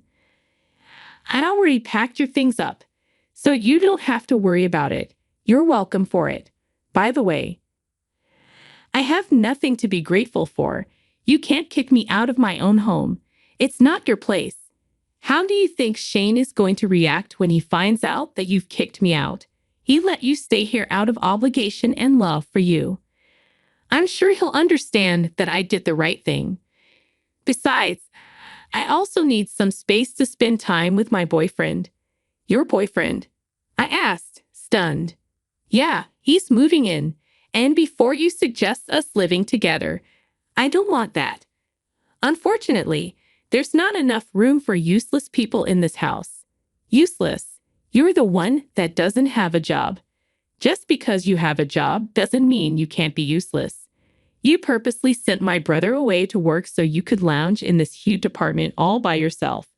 I will not let that happen any longer. You need to be put in your place. Why in the world would I want to spend time away from Shane? Are you insane? I haven't sent him anywhere. I only supported whatever decision he chose to make. Look, I don't care about all that. You need to leave and take your things with you. You're going to be sorry for this. Oh, I feel so scared. You know what? Bring it on. Let me see what that pathetic threat of yours can actually do. Mabel slammed the door in my face after saying that. I was shocked at what had happened. Once the shock faded, I was shaking with rage. I tried ringing the doorbell again for a while, but Mabel never answered. I couldn't understand how she could turn on me when I had been so accommodating and tolerant of her behavior. But it did make sense why she would treat me that way, considering she thought that Shane paid rent for the place. It was still no excuse for her to treat me that way. My rage turned into panic and humiliation. I quietly picked my things off the floor and made my way to my car. I didn't know where to go, so I just drove around for a while. I checked the time in Massachusetts before calling Shane to let him know what was happening and what to do about it. Hi, darling. How are you? Actually, not good. What? Why? Is everything okay? It's not. Today, when I got back home from work, I was greeted with all my bags packed. What do you mean? Where was Mabel? Mabel was the one who packed my bags and asked me to move out. What? Why would she do that? She thinks that I'm useless, so you shouldn't have to spend money on rent just to pay for me. She's also moved her boyfriend in to live with her. Oh my God. I'm so sorry that she's behaving that way. There's no need for you to apologize. I'm just upset at her audacity. She did not even seem to care about what your reaction would be to her kicking me out. She thinks that you'll eventually realize that she was right for doing that. That's insane. I would never be okay with that. I'm so angry that I want to give her a piece of my mind right now. You and me both. Do you want to do something about it? I'm only asking because I want you to know that I'm going to support you no matter what you do. I don't really know what to do. Mabel clearly doesn't know that the apartment belongs to you. Maybe there's some legal action you could take. Oh yeah, of course. I do have an idea, but I don't exactly know how you feel about it. What do you mean? I could report her as a trespasser, and she would be escorted out by the police. It might even go on her record. That's a great idea.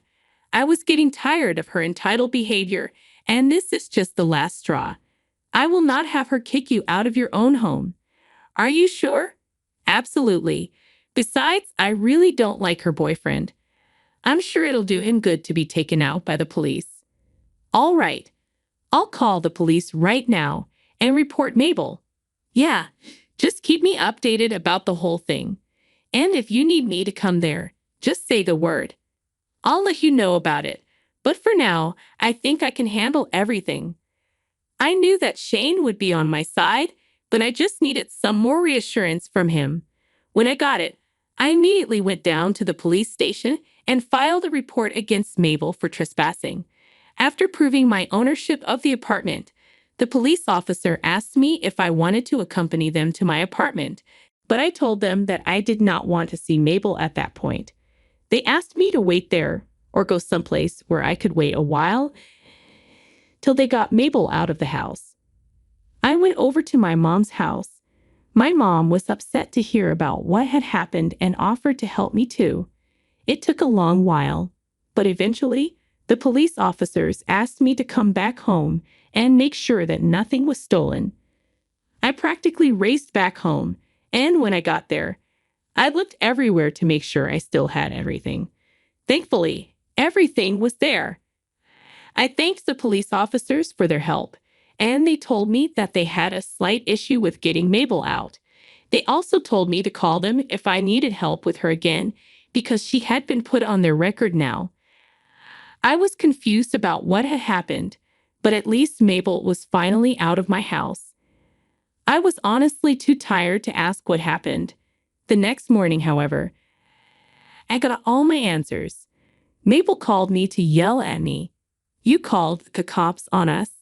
I told you that you would be sorry for kicking me out. Why would the cops arrest us anyway? We were not trespassing in any way. This was a flat that Shane was paying for, right? No, he wasn't. I know you made up a huge bunch of lies just to get us arrested. Do you even know what's been happening? No, and frankly, I don't care. Have your bags packed, and I need you to come and pick them up by the end of the day. You got Nathan arrested. He's going to go to jail. Oh, how did that happen? We thought the cops were trying to force us out, so he put up a fight and ended up injuring the officer in the process. This is all your fault. You need to call the cops and tell them that you lied. But I didn't lie about a single thing. Don't test me, Julia. I've only been quiet about my dislike for you because I respect Shane. But if you don't call the cops and make things right, I'm going to tell my family about everything and you're going to be shunned by everyone. What exactly are you going to tell them? That I kicked you and your boyfriend out of the apartment that I own? What are you talking about? The apartment that you kicked me out of is mine. I bought it right after I graduated. No, you're lying. You're trying to keep the lie up. I just know it. I have no reason to lie. You can ask Shane yourself.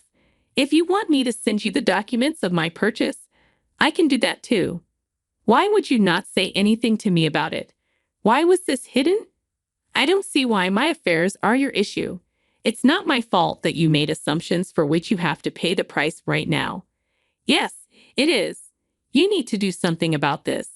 If you had told me that you own the apartment, I would not have anything on my record and Nathan wouldn't be in jail. I have nothing to do with this, Mabel. Shane and I were nice to you because you were family. You did nothing but make our lives hell. I could have kicked you out right after Shane left, but I didn't do that because I cared about you. This is no way to treat the person that's helping you out. Maybe you could learn something from this. Goodbye. When Mabel started spreading lies, I was furious.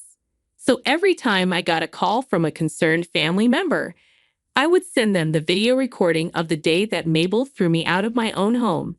Thankfully, our entire conversation happened at the doorstep and my security doorbell caught the whole interaction. With that proof, everyone began to turn on Mabel, and that only made her angrier with me.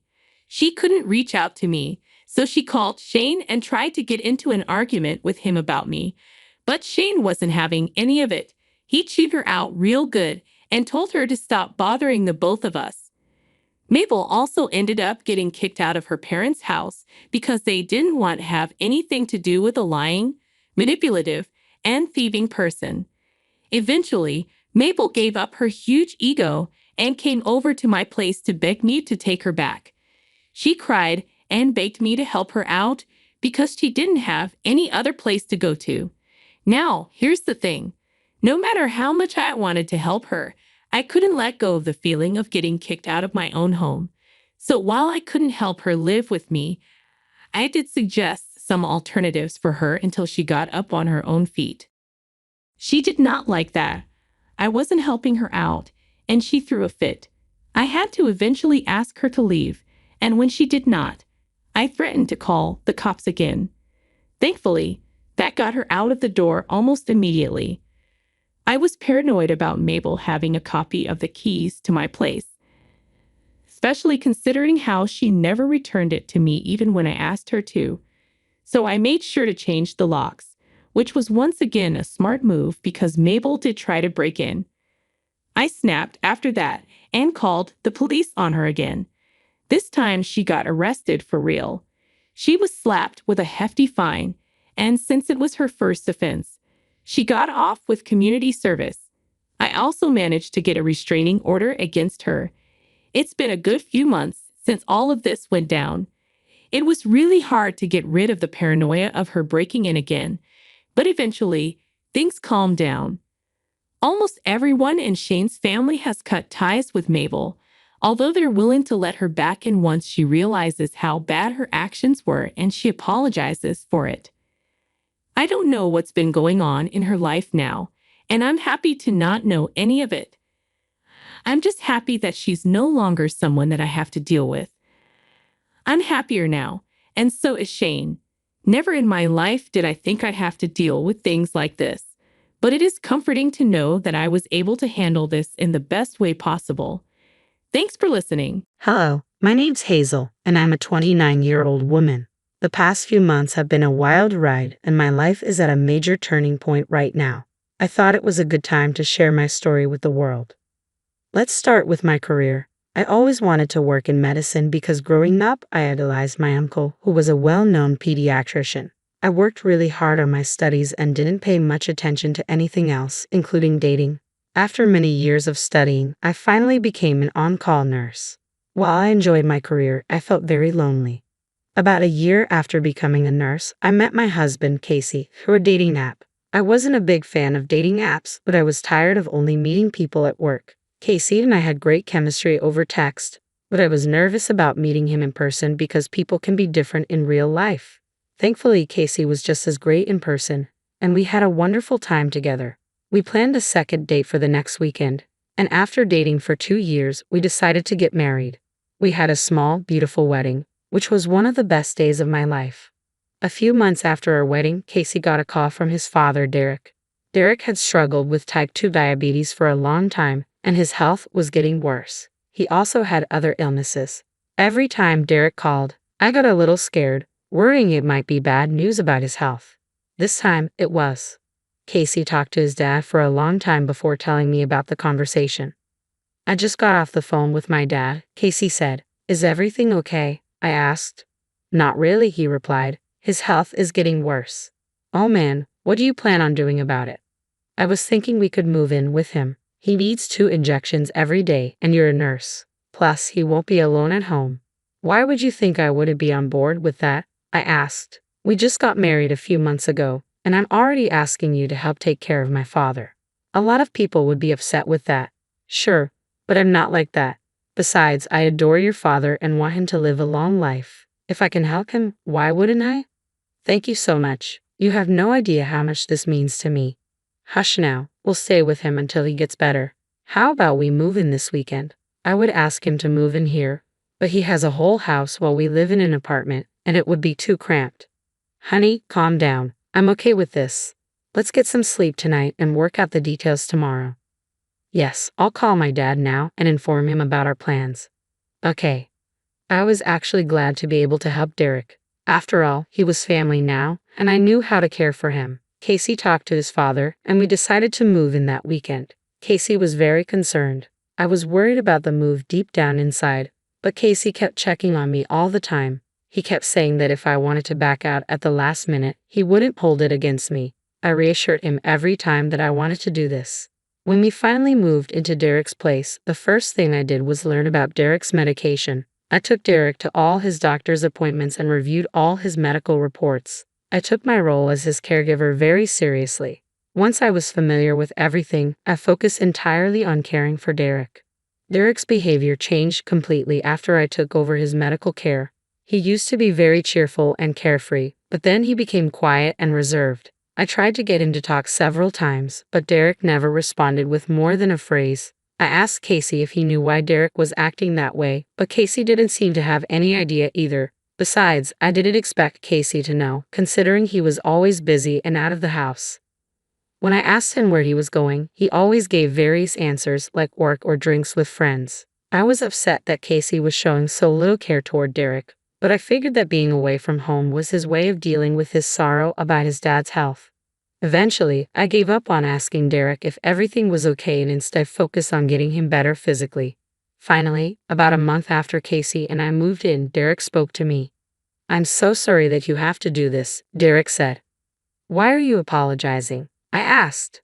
I feel bad. This is not how you're supposed to spend the first few months of your marriage. You and your son are the same. He brought up this concern too, but just like I told him, I'll tell you this, I want to do this for you. Sure, but there are a million other things you could be doing. And none of those would be as important as you are. I want to see you get better. I don't think I ever will, Derek said. Why is that? You're much more stable now than you were before. This is how it always is. I get stabilized for a bit and then I crash again. Ask Casey, he's been with me every single one of those times. I was there for a few of those times, but now you're in my hands. I'm a trained nurse and have a little more knowledge than Casey when it comes to medicine. How dare you say that you have a lot more knowledge about medicine than him, Derek joked. But see, your sense of humor is coming back, so you're definitely getting better. Let's focus on feeling good and let the future worry about itself. I'm thankful for you. I wish there was more that I could do for you. That's enough. I only want you to do one thing for me, and that's to recover and be as healthy as you can. Got it? Yes, ma'am.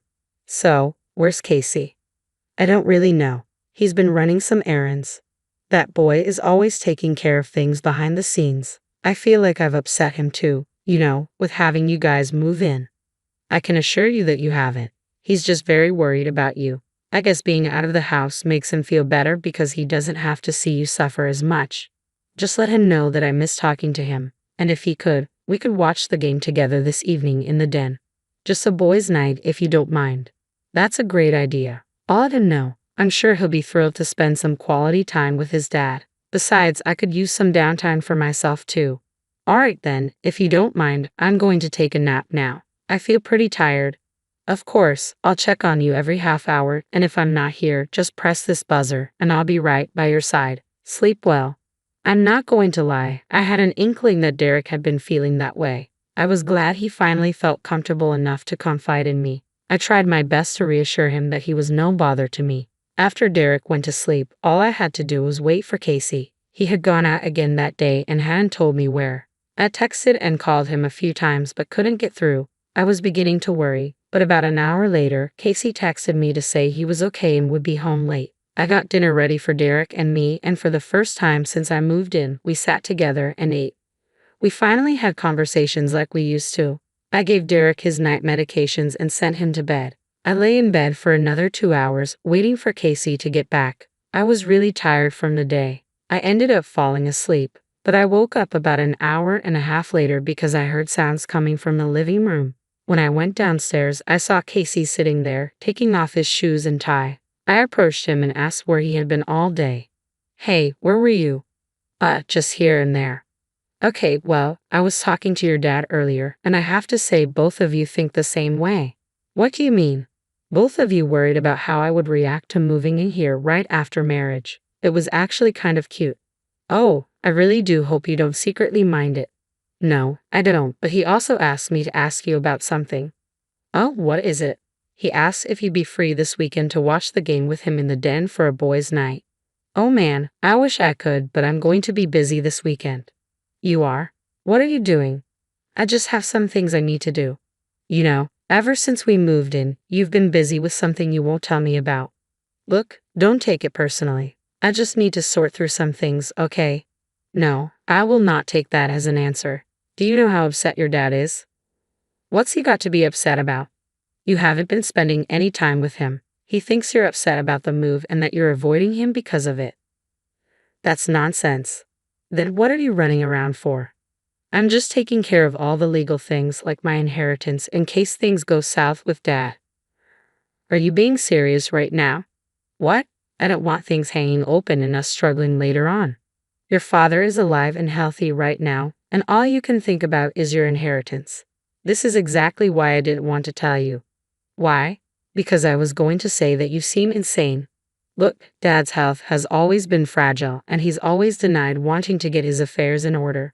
I never had that opportunity to get it done because I was busy taking care of him.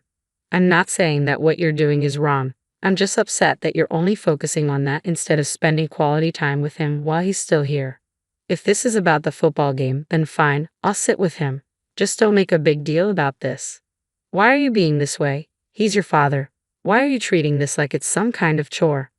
I said I would do it. Just get off my back already. I couldn't understand why Casey was behaving that way. Why was he getting so agitated? I was only relaying the message that his father wanted me to relay. Besides, why would he act like spending a day with his ill father was such a huge task? Casey didn't give me a chance to ask him any more questions because he got up and stormed off into the guest bedroom. I went to bed feeling upset that night because I couldn't understand Casey's point of view at all. The next day, Casey approached me before he left for work and apologized for his behavior the previous night. He told me he had been tired from work and took out his frustration on me. Somehow, I couldn't fully believe that excuse. But at least Casey assured me that he didn't find spending time with his father to be a burdensome task. He told me to let Derek know that he would spend the weekend with him. Derek was overjoyed when he heard the news, so I planned out all the snacks and drinks they would need for the game viewing. When the weekend came, I left the house after making sure Casey and Derek were settled in the den. I made sure Casey knew what to do if Derek's blood sugar level got too high or too low. Then I headed to the library for some much-needed reading time. When I came back, both Casey and Derek had big smiles on their faces. They wouldn't stop talking about the game, and I was happy to see them back to their usual selves. That was the last time I saw Derek truly happy. A month after that, Derek's health began to deteriorate. His blood sugar levels were always through the roof, and he was getting weaker and weaker. One day, on a whim, I decided to take Derek to the hospital for a checkup. I gave the nurse a bottle of his medicine and asked her to check if it was correct, wanting to rule out any possible causes for Derek's declining health. Once Derek was settled in his ward, I called Casey to inform him of what had happened. Casey rushed over and was with me at the hospital within half an hour. "What's going on?" "Oh, thank God you came." "What's wrong with Dad?" "Nothing too serious, but his health was getting worse. I felt like something was off, so I brought him to the hospital." "Did you seriously admit him into the hospital based on a hunch?" "Well, yes. What's the problem with that?" "Do you know how much his bills cost?" "He's fully insured, Casey. There's nothing to worry about." "What is your problem with this?" "You're a nurse. You could have figured it out on your own. You didn't have to come to the hospital." "A hospital can do much more than what I could have done at home. Aren't you glad I was cautious? This is better than waiting until something bad happens." "Nothing bad would have happened. You just admitted him to the hospital because you thought something was wrong. You didn't have any evidence." "Didn't I say his numbers indicated his health was declining? I think that's evidence enough." You're going to ruin everything." "What are you?" I was interrupted by the nurse I had given Derek's medicine to. She pulled me aside and told me that the medicine was not medicine but sugar water. That was what was causing huge spikes in Derek's levels. I was shocked and couldn't understand how that was possible until I got a call from one of Casey's friends right at that moment. What they told me shocked me to my core. I started thinking about Casey's suspicious behavior. Derek's spike in blood sugar levels started a month before, right after the game viewing when I was out of the house. I quietly told the nurse to alert the police that Casey had been trying to poison his father. My heart was racing, but I knew that Casey had to be the culprit. I just needed to stall him. I set my phone to record and approached him. "What's going on? What took you so long? Why do you look so pale?" "The nurse just told me something." "What?" "I do not have the patience for your drama right now. Spit it out." "The medicine that I have been injecting Derek with was not the one prescribed to him." "Oh, how did the nurse find out about that?" "Because I gave her the bottle of the medicine when she told me that Derek's sugar levels were soaring beyond belief. I thought that was odd, so I gave her the bottle. It turns out it had been switched with something else entirely." "With what?" "It was just plain sugar water, which would explain the high blood sugar levels." "Casey, why did you do that?" "You think I did that? You did it. I'm not the one administering his medication to him. I would never do something like that. All of this only started happening after that day I spent away from home." "Did you switch the label of the medicine into another bottle?" "I did not." "Be honest with me. Why did you do it?" "Why do you think I did it?" "Because everything adds up. You telling me that I was ruining your plans, you constantly being out of the house, never spending time with him. I had a plan for us to go somewhere today, and I was that way with Dad even before the day we watched the game together. Then tell me why one of your friends called me because they were concerned when you told them that you had found a way to get your dad's inheritance earlier. Which one of those jerks ratted me out? What did your father do to you for you to want him dead?" "It wasn't anything personal, okay? I just wanted to live a lot more comfortably. Do you know how many estates this man is sitting on? I wouldn't have to work for the next 10 years if I sold them off. Did you not think that if your plan got found out, I would be the one to suffer? I planned it exactly that way. What is wrong with you? You know what? I'm not even going to give you the satisfaction of a bigger reaction. You deserve to rot." "Is that the cops? You called the cops on me?" "Well, what you did was attempted murder. I just stalled you long enough to ensure that you wouldn't run away. You rat. Enjoy prison time." Casey was promptly arrested after that. I couldn't believe what was happening, but I knew I needed to stay strong for Derek. When Derek was in a more stable condition, I broke the news about Casey's crimes to him. Derek was shocked and heartbroken. He couldn't believe his own son wanted him dead.